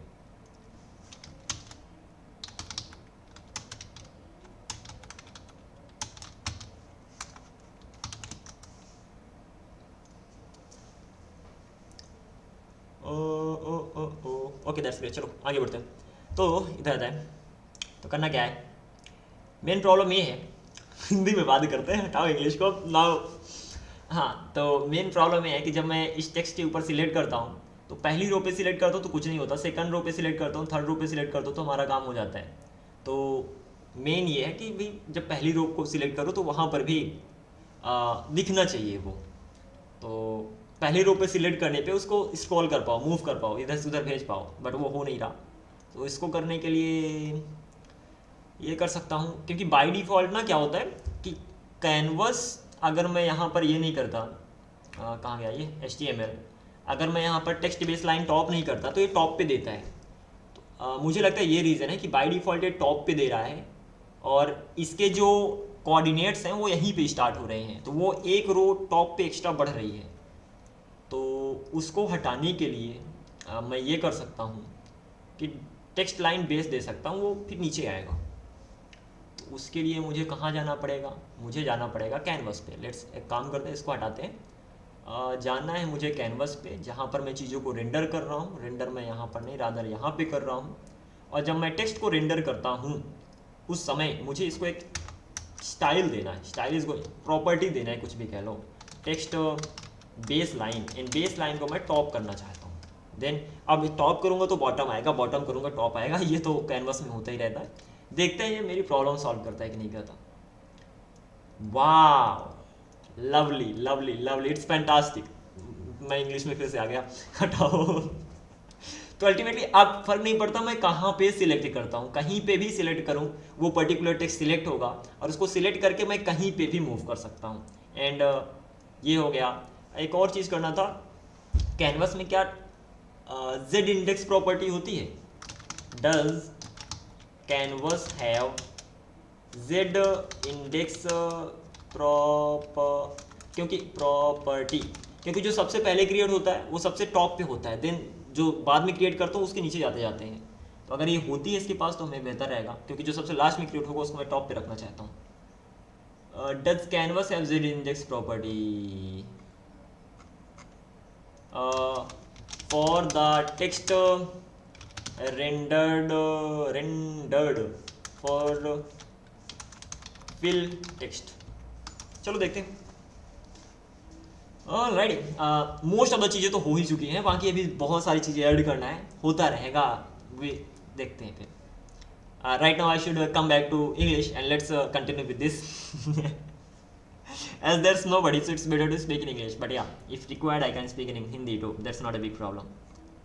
Okay, by the way, let's continue. HTML canvas Z index JavaScript. Let's see. Have a look at this. Does it have that? I've got a CTX is here. CTX global composition destination over.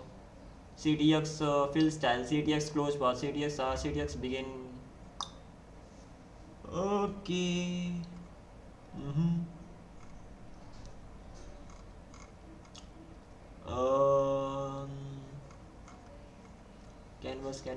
Canvas. Prototype draw function fill react. Sorting.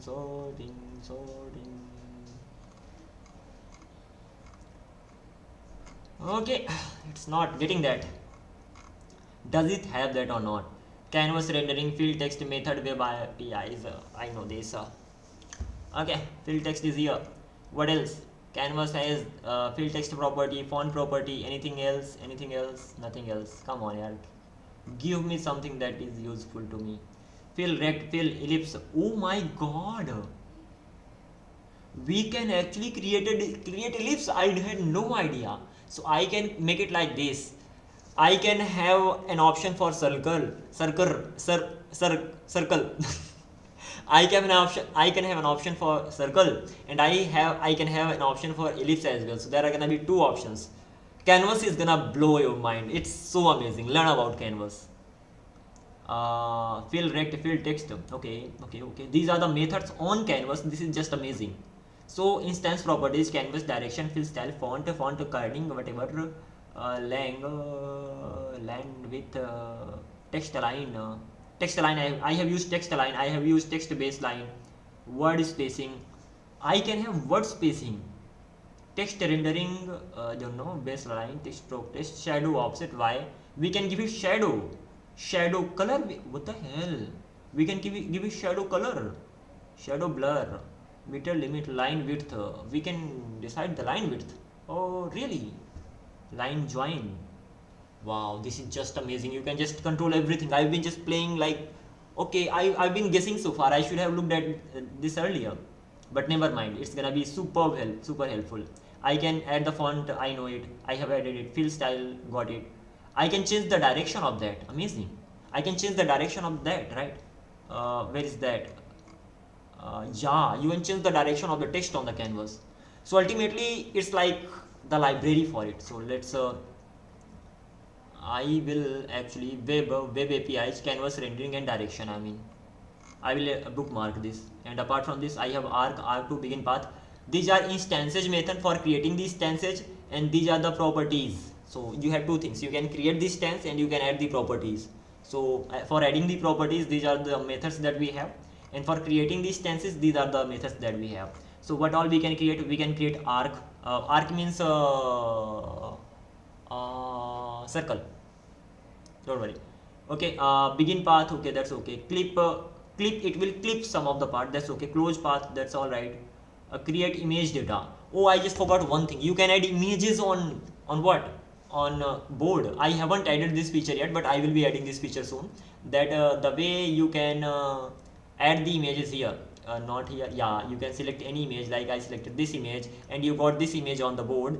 The same feature I will be adding in my board. That means I should be able to get the image, and then I should be able to add that. I should be able to resize that. So even resize thing is there, zoom thing is there, delete thing is there, moving thing has been fixed, but I still have to save the data in the DB. It's just like that. But it is amazing. This project itself is amazing because you have no idea how much you can put inside this, and you are playing with database, you are playing with payloads and all, so you are getting better at that. So this thing is done. And what else? Let's have a look at that. Okay. Gradient. You can, yeah, the best thing is that you can even add gradient. I learned about this, so I will be even adding that. Image data, draw image. I can draw image. What does this mean? Oh, draw image. Okay, for showing the image, I know that. Fill. What does this do? What does the fill do? Fill fills it. That's okay. line to measure text. Measure text we used for measuring the width of the text. Put image data, erect, reset, restore, rotate for rotating. Okay, we know this. Transform, translate, and then canvas gradient, path 2D. Okay. So ultimately, yeah, this is great thing we to have over here. We can have, we can create, actually we can't forget about just having that instance method we have. Okay, guides, tutorials, we have tutorials, canvas tutorials. Wow. Oh, basic uses, where is this from? It's from here, and we are learning about canvas over here. Never mind, I'm not gonna go to tutorial. But the best thing is that when it comes to interfaces, not yet, guide. Let's go to web APIs. Once I'm inside web APIs, let's go to interfaces. Once I'm inside interfaces, I have, oh no, I made a mistake. Canvas API, I'm inside canvas API. Now I have these things, and where are, okay, I have the interfaces, and then I have the methods. When it comes to interfaces, I have canvas gradient pattern. I lost something that I had initially. Where is that? Path 2D, canvas. Okay, this is where I was. Canvas rendering 2D. So let's do one thing. I will be saving it somewhere means where? Excalidraw. Let's save it here. /web.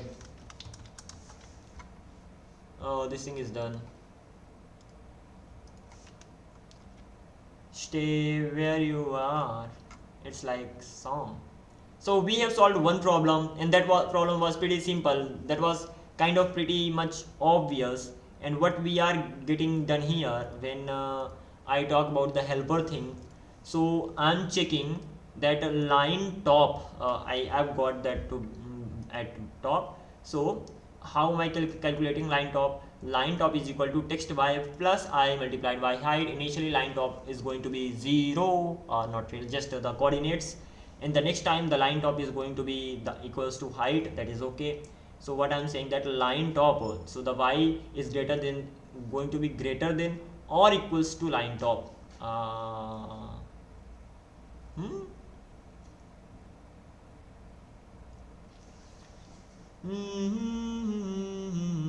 So that is the coordinate. Y is greater than y is greater than or equals to line top. What is line top? Text y plus height, and what I'm saying, y is going to be greater than that. So there is line top that I have made.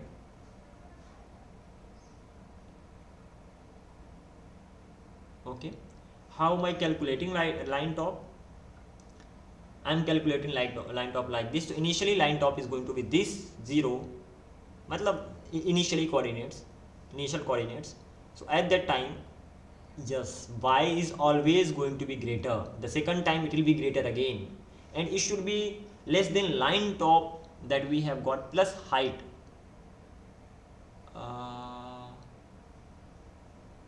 Line top we have got, line top plus height we are going to get, it should be less than that. That is also true. So this is all about physics. This is all about just understanding how the things work and all, and it's going to be great, and that is why our main project is working fine. So this much we have done so far. If I just leave this room, if I create a room, just create a room right now. The room has been created. Let's join the room, and I am able to draw a circle. Okay, I am able to draw a rectangle. Okay, I am able to draw something here, like I am able to draw something here. Then I am able to write, like draw a line. I am able to write something. Writing something. This thing is done. I can write. Okay, this is the problem that I am facing. It will come a little below, and the reason behind that is that I have changed the, well, let's go to canvas and do not add any extra Padding, do I have that?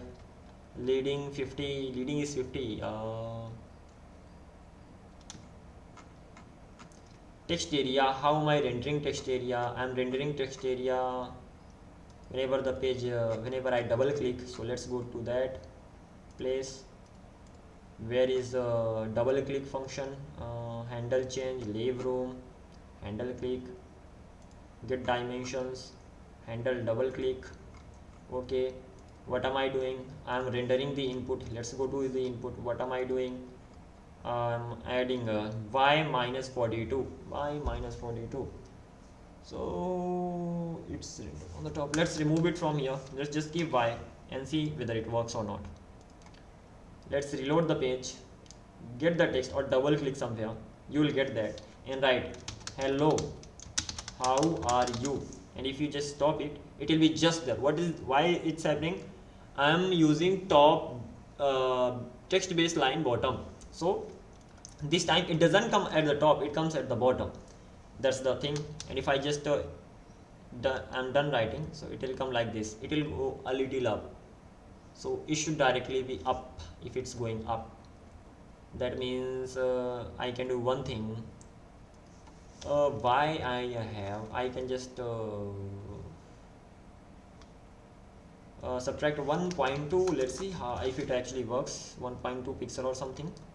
Oh, it's not working. I have to subtract maybe 4 or something. I hope it's gonna work. Yeah, a little. Let's subtract 5 and let's see if it works. Reload the page. Yeah, let's subtract 6. It's like a trial and testing. It's going to be 6. Reload the page. Okay, pretty good. Let's have some of the lines first of all and then see whether it's okay with the lines too. Yeah, it seems to be okay. There's only one thing I can do. Let's subtract 7 and then see the result right now. Okay, not bad. Looks great, pretty good. So this is how I can just write anything, and that to any numbers of lines can be written over here, and this thing can be done. And I can just move the things here and there using this. I can select anything, I can move anything over here, and when it comes to this, it can automatically be selected.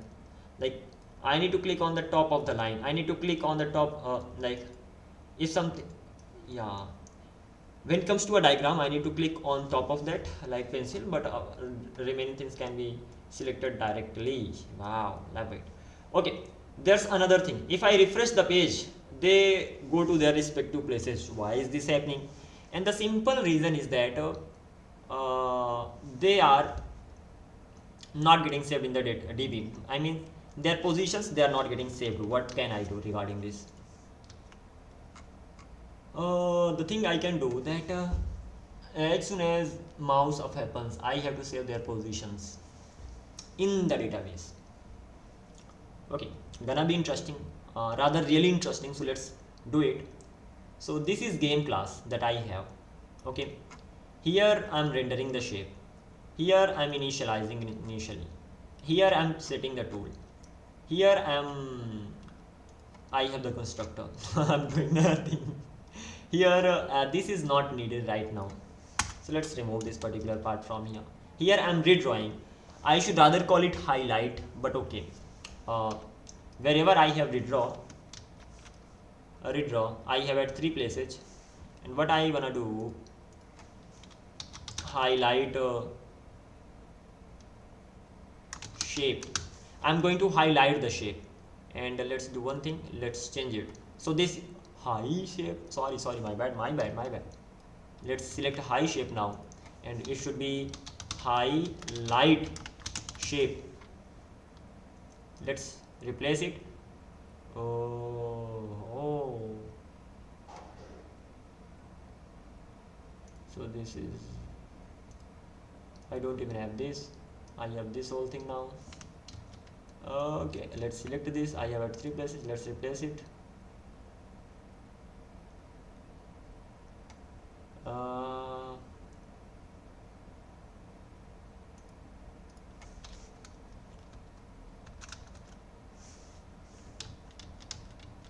Okay, let's replace it all, and after that I need to make sure that I'm writing it right. H high light shape, replace it all, and this is right this time. Let's check it whether it works great or not. I've done some crazy stuff recently. Yeah, it works. Love this. At least in my lifetime, this is the first project that I love working on. Like, I want to add everything. I want to make it production ready. I will make it production ready because this is really good. I can use it for my own self. Like, I can use it to create my notes. I can use it to explain something. Like, this is the rectangle, brother. This is the circle, brother. The name of it is a circle, and this circle. Okay, there is only one issue that this thing. I'm unable to figure out the Z index. I want to have. Okay, I can move it aside, and then I can select this particular part. And what I want. This should already be at the top so that I can select it directly. That is not happening right now, so I need to figure this thing out. So let's do one thing. The homework is going to be this is going to be the homework. Let's go to the top, and let's keep it here. This is the homework to do. What is the to do? To do is make sure when you draw something that comes at the top. Why I want it? Because this is the same way other websites are handling it. Like over here on Excalidraw, I have drawn this shape over here. Okay, I can select this thing, and I can resize it. Even I have to add a resizing thing. And if I just draw any circle on top of it, then if I just click on, nothing gets clicked. Great. If I click on the circle gets selected. If I click on this, then this gets selected, something like this. Even I have to click on the what? I have to click on the body. Okay, never mind. Let's continue. So this thing is done, and the main thing was the thing is Z index. So I need to take care. The Z index thing comes at the top. Z index thing I have to keep in mind. And once this thing is done, the thing that I wanted to work on. What did I want to work on? Z index is done. Yeah, I have to save the things in the database. Once they are saved in the database, then I'm done with that. First of all, let me get status, get add everything, get commit m, and that's going to be made the add move feature, get push. Why am I pushing? I don't know. Maybe I just gave the URL to somebody, so that is why I'm pushing here in the development section. And I've done it in the development. I haven't done it in the production. Sorry, in the main thing. So let's cd migrate to what cd migrate, git checkout main, git merge dev, because everything's all right, git status this, git checkout dev. So ultimately I'm working in dev branch, and development branch. Ultimately main is the main branch. There should be main branch, so it's like that. What is the next thing? Come on. The next thing is pretty simple. As soon as I mouse up happens, I have to save the database. Let's see. I have many to do's over here. Let's keep them at the top. These are the things that need to be done. Actually, I have to take time and get these things done. Okay, let's keep them here. Let's go to collapse constructor, set tool, async, clear canvas, render shape. Okay, get socket messages, init point handlers, destroy the things. Point up. Whenever this happens, what am I doing here? First of all, I'm checking if that is a rectangle, then I'm saving the demo data. No, Whenever point up happens, I'm saving the data. I'm getting the shape of the rectangle, I'm getting the shape of the circle, I'm getting the shape of the pencil, I'm getting the shape of the line. And once I have the shapes, I'm just simply saving it to sending a request to the WebSocket, and that's getting saved to the DB. What do I need to do? That's the interesting thing. What do I need to do?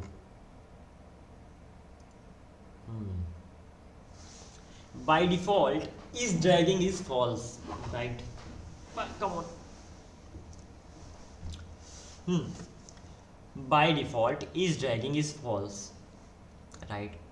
If is dragging is true and pointer up happens, pointer up event happens. I mean, if I move the pointer up, at that time the data should be sent to the DB and should be saved. When? Only when is dragging is true, and is dragging is true here at the top. So let's do one thing, clear canvas, and this this data is done saved like this only. Set selected tool is here, that's great too. At last set selected tool is gonna just select. Okay, when dragging is false, first of all I'm setting this dot is dragging false, that's okay. This dot clear canvas, clearing the canvas, and then selected shape ID is going to be null. But before this, even before this, create the shape, and even before it, edit the shape. How am I going to edit the shape? It's going to be pretty simple. If this dot is dragging is true, in that case I will be editing the shape. This is really important. How will I get the shape, and what all does the shape contain? Shape means shape contains what all? Shape that I'm already getting. If is dragging is true, that means I have a shape ID, and I only have to save the data of that is true. So I will get the shape ID. Come on, let's do it. So selected tool is this. Where are you now? Selected tool means which tool is selected. There is a difference between selected tool and select a shape. Yeah, that's right. So what I have to do is to simply get the selected shape. So const selected shape ID I already have, and I have to get the selected shape. Selected shape is something I have to get. Yeah, let's do it. So for getting the selected shape, I will be using this dot existing shapes that I have, because as soon as the selected data got changed, I kept pushing it to the existing shapes. Ultimately, the data that is inside existing shapes, I changed that data. When that data got changed, I have to get the data. Once I got the data, I have to send the request to the DB backend. Ultimately, then backend will send the data request to the DB, and the data will be changed. But before that, this dot existing shapes dot find, I have to find that. And how will I find? I will get many shapes. Yeah, that's right. When I get those shapes, I want to check shape dot ID triple equals to selected shape ID. That means this dot selected shape ID. Ultimately, this thing I will be using. What will it return? It will mainly return me the selected shape. The shape that I selected, and I moved from here to there. The data got saved inside that. Then I got that, and once I have the selected shape, and one more thing, what all does this selected shape contain? Let's go here. When it comes to this selected shape,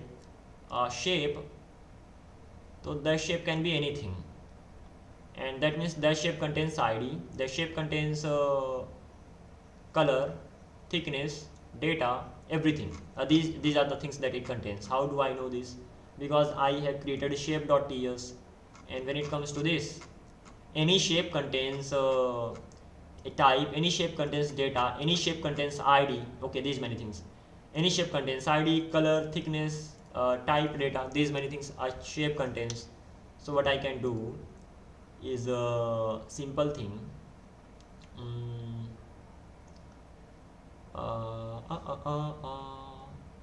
Let's go. I've got the shape. What is the next thing? Once I have got the shape, what do I want to do? Once I got the shape, what is the next thing that I want to do?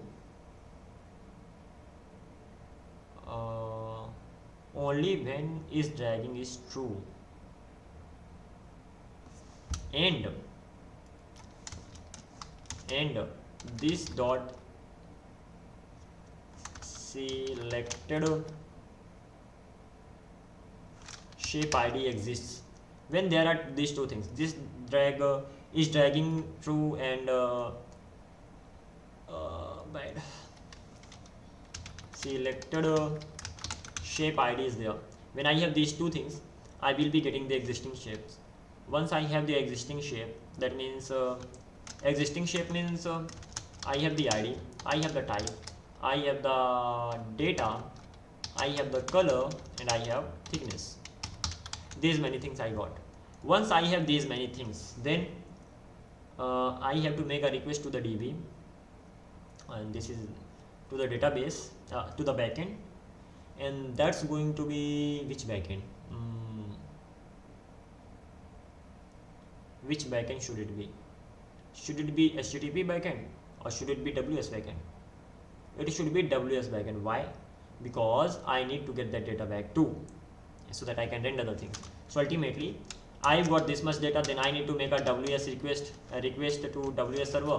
Then WS server will save the data to DB, and WS server will return the data, and I will push the data to existing shape, and then I will clear the canvas. This is the overall plan. And but even before that, as soon as I got the shape, I need to remove the shape from the existing data. If the shape is not removed, then I will have to face the problems. So what can I do? I found, is there any method that finds something and removes it from the array? Because otherwise I will have to use filter, then it will take the code will increase. So I just wanna even search one thing. Is there any method in JavaScript that lets me find something as well as remove that removes that thing from the array? I don't think such thing exists, but okay. Such a big request. How can I remove a specific item from an array in JavaScript? In JavaScript, the splice method allows for both finding by index and removing elements. Oh yeah, how can I forget this thing? Elements from an array in a single operation. While splice doesn't directly find an element by its value, you can combine it with index of to achieve it. Okay. So element to find is banana. Yeah, I like that. My array index of, I have my array index of this. So element to find, I have to find banana. So I have got the banana index. Once I have got the banana index, then index if no remove element splice this, remove elements 0 banana. Okay, so what I need to do is simple thing. First of all, if I wanna use splice, I need to find the index. But for finding the index, so let's do one thing. Instead of getting it like this, okay, instead of getting it like this, first of all I'm gonna find the index. So index is gonna be this dot existing shapes dot find index, and I will be getting the index on the basis of this condition, that is shape dot id, that's gonna be triple equals to this dot selected id, selected shape id, yeah, come on, selected shape id, something like this. So this is something that I've got. What is the problem? It's saying that shape is possibly null. Really? Because that is shape. I have written space. So ultimately I got the index. Once I got the index, then I would be saying const shape is equal to this dot existing shapes dot splice. I will give it the index, and I will give it the delete count. Once I have given it, I got the index, but I want to check it whether it actually works the way I want it to work or not. So let's inspect this. Let's go to console, and this time first of all let's create an array. So const array is equal to, it's going to be 1 2 3 whatever these things. I have created an array. Once I have created an array, what will I do? I want to find the index of 3 first of all. I already know, by the way, that is 0 1 2, but let's try it. Const index is equal to a array dot find index, and I will get the numbers from here, and what I want to do, number triple equals to 3. I want to get the index of it. Let's run it, and let's see the index. I got 2. What will I do now? I have got the index, and const number that I will be getting now, and that's my number and my num, and that will be equals to array dot find. I will be not splice, I will be using over here. So that will be splice, and I will be using again I will get the numbers, and num, no splice, in this splice it doesn't happen. I just have to give it the index. So let's give it the index and the one number, and let's run it. Let's see what is my num. My num is 3, but I got an array. Okay, and let's check out the array. Array is 1 2 4. That means my num is 3. 3 has been removed, but I will get an array. The condition is that. That means this is great, but this is not great, because splice will actually return me an array, so I need the first value of that. So I have got the shape. Once I have the shape, what will I do next? First of all, let's remove it from here. Okay, it's gonna be this. Get the shape from get the shape and delete from existing shapes, something like this. So I have got the shape. I have deleted that as well. I have to make a request to the WS server. In order to make a request, I need to have WebSocket connection. Do I have WebSocket? I do have that. So let's do it. That this dot socket. Do I have socket? Yeah, I have socket. This dot socket dot send. What do I have to send? JSON dot stringify. I'll have to stringify the data. And once the data is stringified, what will I do now? Once the data is stringified, I have to send the data. And when it comes to sending the data, I have to send the data to the shape. So type is going to be add shape add or add shape. I'll have to check it. I think it was shape add. And data, will it have data? No, it will have shape. Shape is going to be shape. Shape will have the data, and room ID is going to be the room ID. Having said that, room ID needs to be a number. In that case, this dot room ID, something like this. But the problem is this, that this dot room ID is a string. Yeah, but when it comes to the room ID, so room ID is a number. How do I know it? Because in DB, inside prisma.schema, schema.prisma, the room ID that I have, that is an integer. So I need to make sure that that is an integer even when I'm sending it. So let's make parse int, and let's keep it inside this. So this time room ID is going to be a number. Shape I already have. Shape add is something type that I'm sending. So even I have to go to my WebSocket server, ws backend / index.js, and let's see whether yeah. So that is shape add. I thought I'm back at the same place, but that's not like that. Type is shape add, so that is right. Let's come back here. Ultimately the data is getting sent from here. Once the data is sent, what will happen? I will get the data. When I get the data, what happens? Things happens automatically. When I get the data, then get socket messages, it automatically gets the data from the backend. When it gets the data, it simply pushes the data to existing apps, existing shapes, and it clears the canvas. How it clears the canvas? Everything has already been written earlier, so we don't really need to worry about that. Only this much was the problem. Now saved it to DB, database will handle it.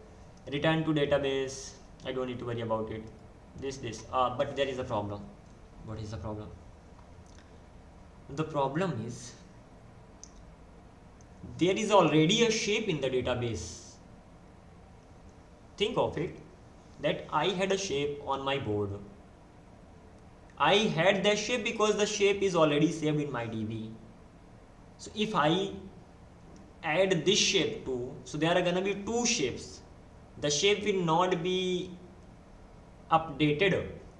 Rather, when I move one shape from this place to this place, one more shape will be created. That is going to be problematic. Then this time we don't have to add shape.update. We have to update the shape. How will we update? We'll update it on the backend side, that is right. But we'll have to update the shape rather than adding the shape. So this is something I need to keep in mind. And then clear the canvas, everything will be handled. There's only one thing is that I think so, yeah. Just a minute, let me go to get messages from socket, and the type is shape add. Type is shape add. Type is going to be render shape. Why do I want to add a type shape add? Shape render. How about this? Because shape is going to be rendered.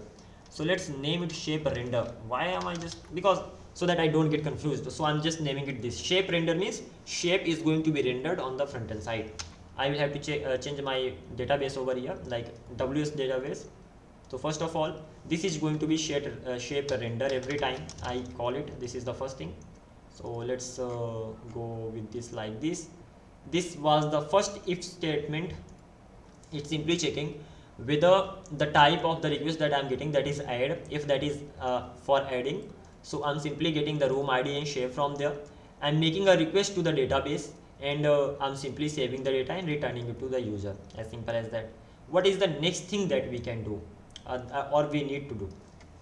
If we have to add, then I will be adding. But else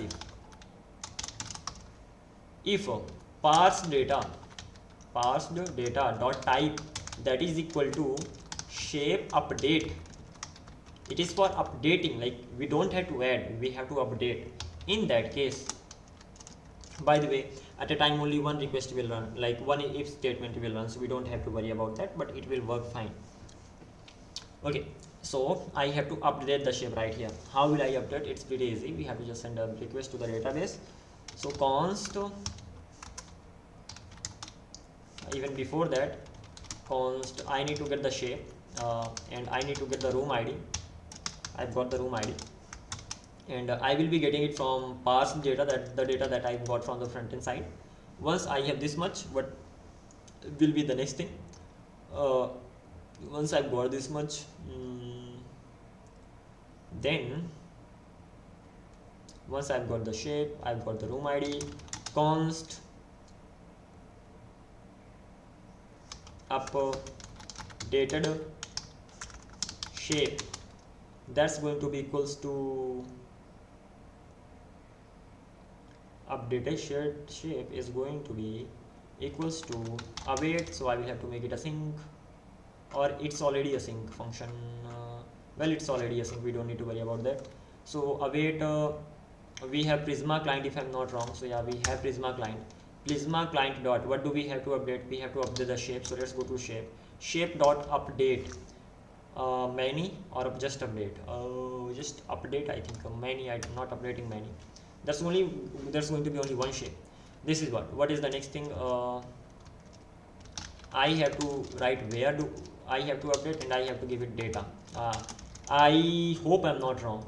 How to update Prisma update? Let's search Prisma update query crowd operations update. Okay, so this is how I'm updating. Update where and data. That's what I actually wrote. So it does the job. How will I update? That is something we have to figure out. First of all, the way to update is right. First of all, I have to tell where to update, like which value to update. That thing needs to be here, right? So this time that value is going to be room ID, because I have room ID in my shape. So if I go to my schema, inside my shape, I have room ID, and that is an integer. Okay, as the room ID is integer, I sent already in that form. So I can say where room ID is equals to room ID. Should not face any problem. And the second is what data do I need to update? So I have got shape. What all shape contains? Shape is declared but never. What is the type of shape? I don't have that. Okay, shape is going to be the shape type. Okay, let's have a look at the shape. What kind of shape? That can be any type of shape, and mostly when it comes to shape, so it has ID. When it comes to shapes, so shapes has ID, shapes has color, thickness, and all these things. Shape will definitely have an ID. Yeah, that's right. I don't want to add that ID. So ultimately what I want is this, that const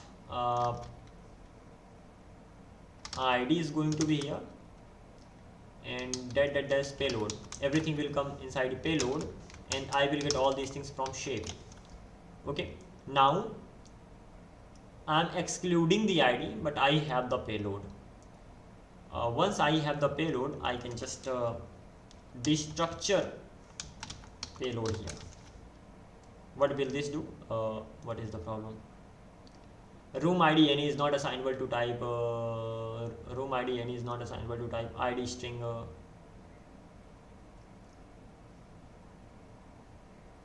Or undefined. Okay, so it doesn't require a number, can't I? Room ID is equal to 3. Problem 3. String is not assignable to number or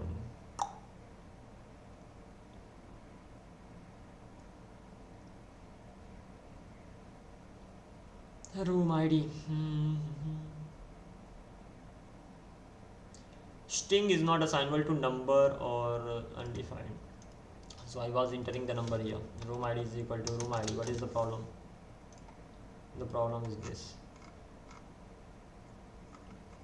Okay, ID is missing in type room ID any.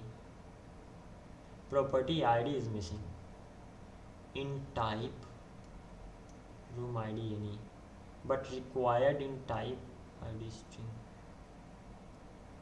ID is declared here. Yeah, I have ID. So what? My ID. Now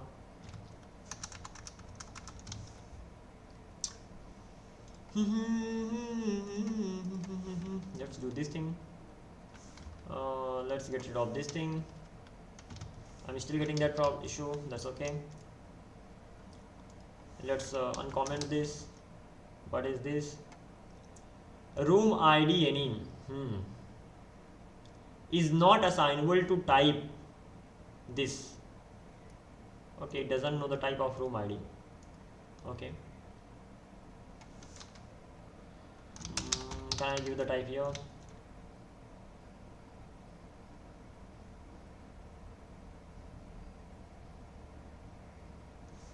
What is the problem now? Room ID. Can't find.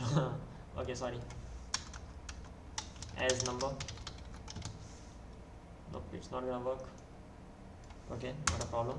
Room ID.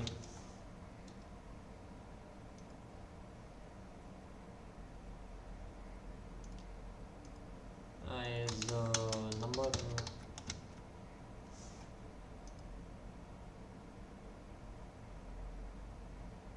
Room ID number is not assignable to type shape where unique input. Type room ID number is not assignable to type ID string. ID string.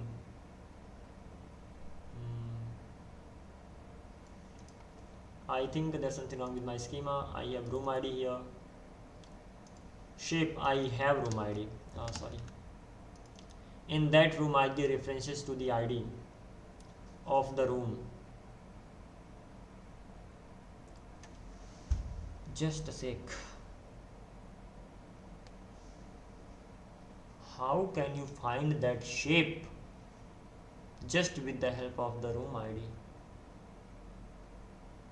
It won't be possible. That's again a problem. The problem is simple. Here, ultimately what I wanted to update the value, right? And for updating the value, I need to find that value. But the thing is that I have a room ID that is okay, but there are many shapes that has the same room ID. I think that was causing the problem. Like, okay, how can you actually find? You can find all the shapes, but you can update many, but you cannot update. You can update many using this. Update many. Okay, when I update many, I'm not getting the error simply because I'm going to be updating all the values that has the many, like that has room ID this. But when it comes to just update, that means I have to update only a single value, and this is not the right query for that. So what is something that I'm going to do? So this time, I'm getting ID. What is this ID? This is the ID of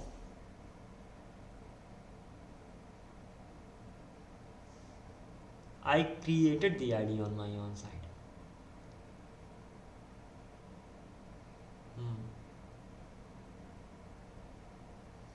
There is a problem. I was generating the ID. The problem is this, that initially I get the ID from database. Okay, so that ID I will get here, that's okay. But when I generated the image, when I drew the shape for the first time, at that time for my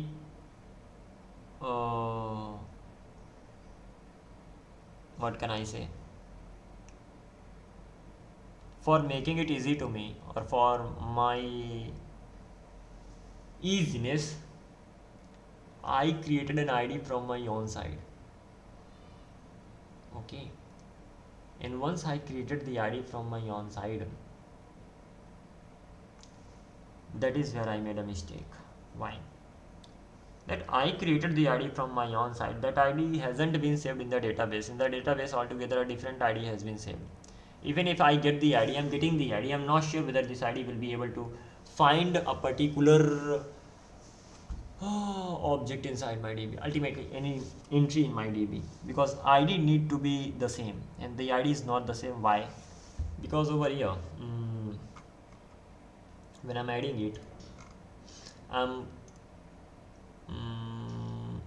inside shape, maybe here, I'm creating the ID on my own.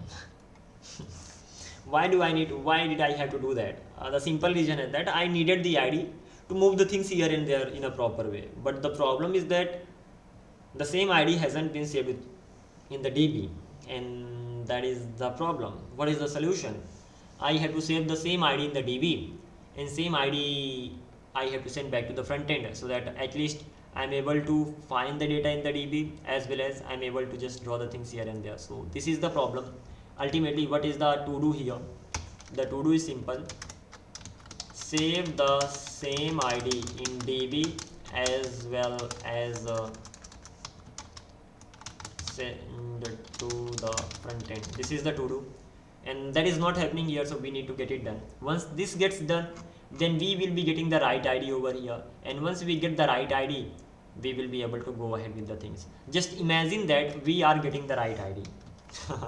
It's hard to imagine, but see, we are getting the shape from the front end side. So I just imagine, because it is not true until unless we get this facility implemented, functionality implemented. But just think that we have done that. So I'm getting the right ID. Once I'm getting the right ID, so this is where I will be using ID is going to be equals to ID, and the remaining payload is going to be here.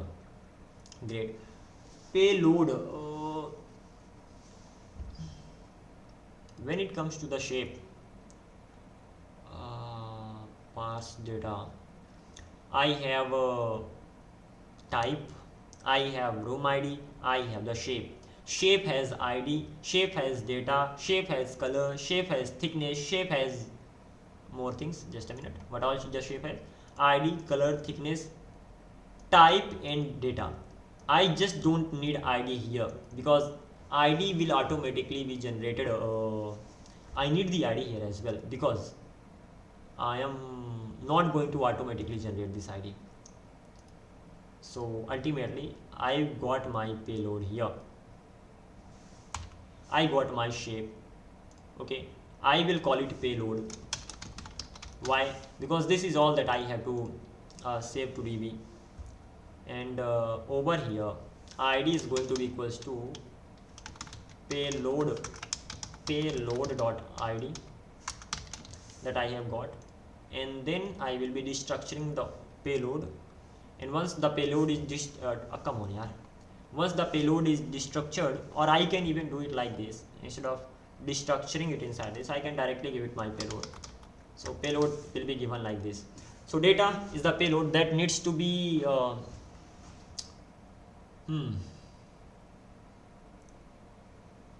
okay, it will find it and then do this. What does payload contains? Payload contains all the data that has been changed. So I hope it will be able to change. If there's anything, we'll figure it out or not. So this thing is done. Once the data has been changed in the database, what will happen? I will get the updated shape. Once I get the updated shape from the database, I have to send that shape back to the user. I can do this thing, or I can say keep saving it to the database. I'm returning the shape from my own side, because if I get it from the database, it will take time, and then it's never gonna be a good thing. So what can I do? First of all, I'm going to check all the users. I have lots of users. Okay, those users have room ID, rooms. Okay, do they have room or not? Users dot. Come on, really? Where do I have the users? Users here, users type here, interface, rooms. Okay, so they have rooms. Got it. What am I going to do? So I have users, that is true. Users have rooms, that is also true. Rooms, then I will map. I'm thinking the same thing I'm doing on the top. Users dot for each. Okay, I'm sorry, I have many users. So how can I do it like this? I will have to use for each loop. So I am using for each loop. Then I'm getting the user. That particular user has the room. So user dot rooms. That rooms may include what it may include. It may include the room ID. If it actually includes the room ID in that particular case, so if the user includes the room ID in that particular case, I have to send the data to that particular user. So user dot it has ws websocket dot send. What will I be sending? I will be sending JSON data by stringifying that. And what do I need to send that inside that? I need to send the shape, something like this. Done? Not done, because I can directly send the shape, can't I? Because shape contains everything, and ultimately the shapes in is payload right now. So I will be just sending back the payload. Payload will contain everything, not everything. I need to have type here. Type is going to be shape render. This will be rendered. Then I am going to have a shape. Shape is going to be payload, and then I will have room ID over here. Any problem? No problem as such. So this is something that I will be returning from here. Amazing. What is the next thing? It's already been 3 hours, but let's get this functionality implemented. 3 hours. What time is it? 12:48. Save the same DB in the database. We will be starting from here on. We will be saving the same DB because it will take time. It may take around 10 to 15 minutes to get this done, and I have to take a bath, honestly. That's crazy. But let's do one thing. What can we do? Let me take a break for 3 minutes. Yeah, then I'll be back and get this thing done. At least get the things done that you already know. If you don't know about something, then it can be hard, but when it's not hard, so why not get it done? I'll be right back and continue from here on. We'll check the things whether they work or not. Okay, so this is how it's gonna be going on. Give me just 3 minutes. I'll be back and I'll continue from here on.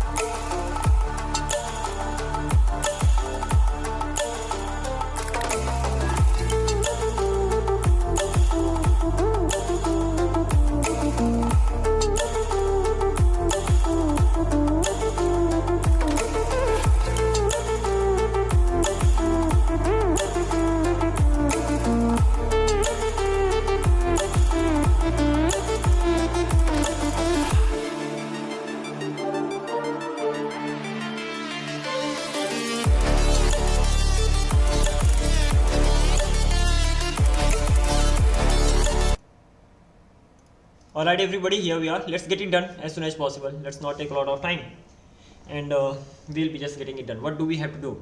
First of all, we have to save the ID in the database. Okay, that means the ID should not be generated automatically. For that thing, what do we have to do? Let's go to this schema, and the ID, I mean the which ID? Shape ID or room ID? Of course shape ID, right? I'm changing this. So this is something that's getting generated automatically, so I have to stop doing this. Rather, I will be creating the ID from my own side so that I can use that. And any another way that if you actually just click on it, okay, then you start moving from here to there.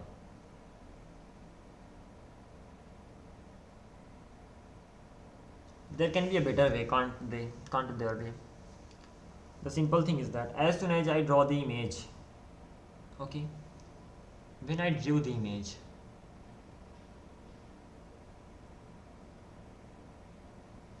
yeah, there is a better way, isn't there?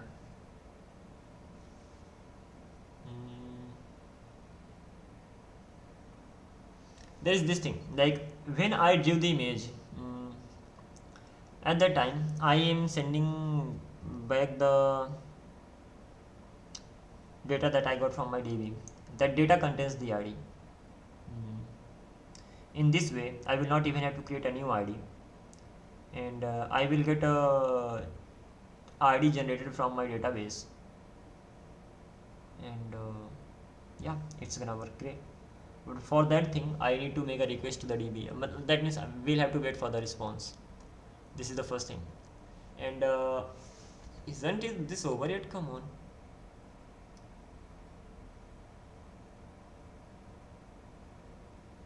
Wow. Okay, by the way, that's over. So this is the first thing.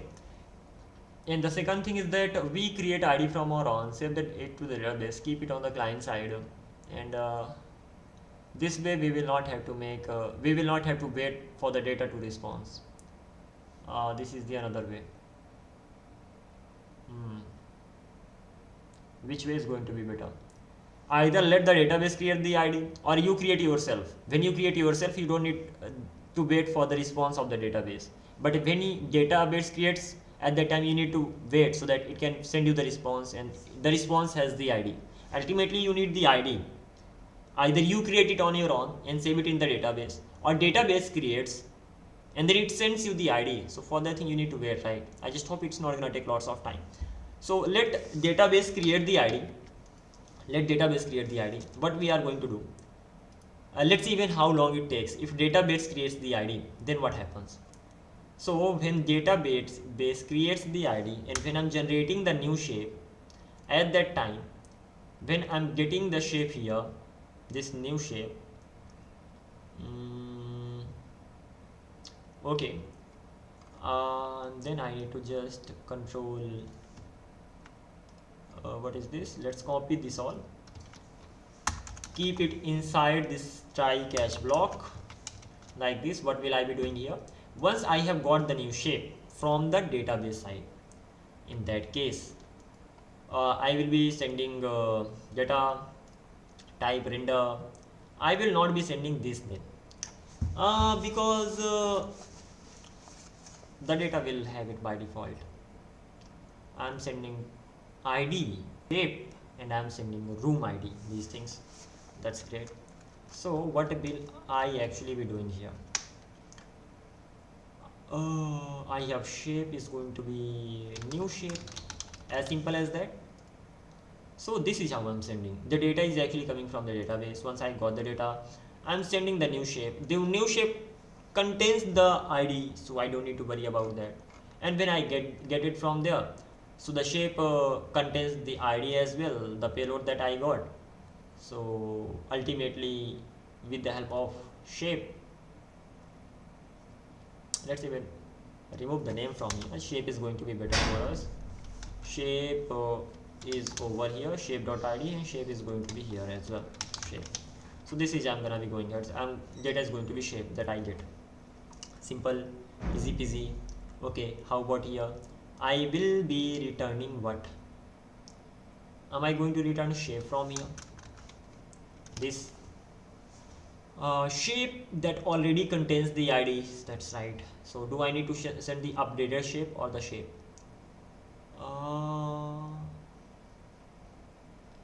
I can return the shape or the updated shape, it's up to me.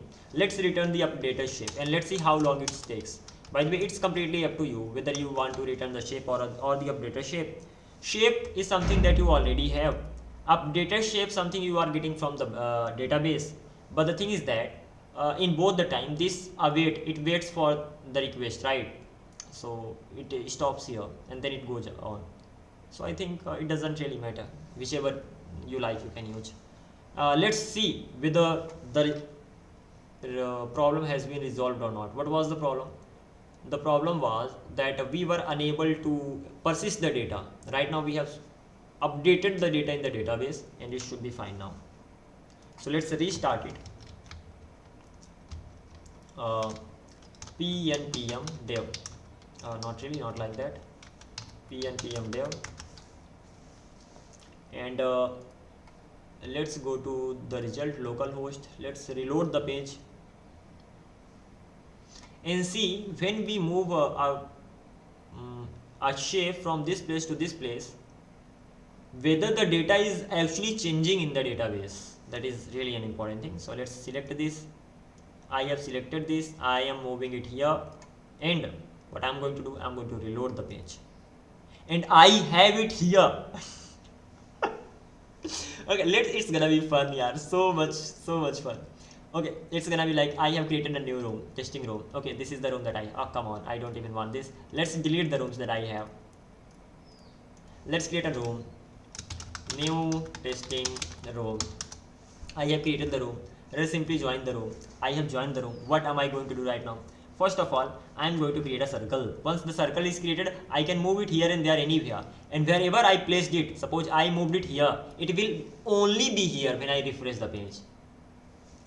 This is amazing because the coordinates are changing along the way. I made a rectangle. Okay, I made a line. Okay, I made a text. I wrote something. This is for you. Thank you for watching. WATCHING, watch a video. Okay, this thing is done. I have written the text. Text is here. I have made the line. I can make heart for you. Let me make that. I hope I can make that. Forget about heart. Let's make a tree. Because that is what gonna save the world. Okay, so this is what I have done. What now? I can move the things here and there. So if I select this circle, sorry, that was my bad. That got generated by mistake. Let's select and then start moving it. I moved the circle here. I moved the circle here. If I refresh the page, it is still there. I moved the line on the top. If I refresh the page, that is still there. I moved the rectangle in the middle. If I refresh the page, that is still there. I moved the top of the tree like here. If I refresh the page, that is still there. I moved the tana, I don't know what to call it. So I moved it here, that is still there now. What to call it? Tana of tree. Tana. What is it? Lower part of the tree. Trunk is called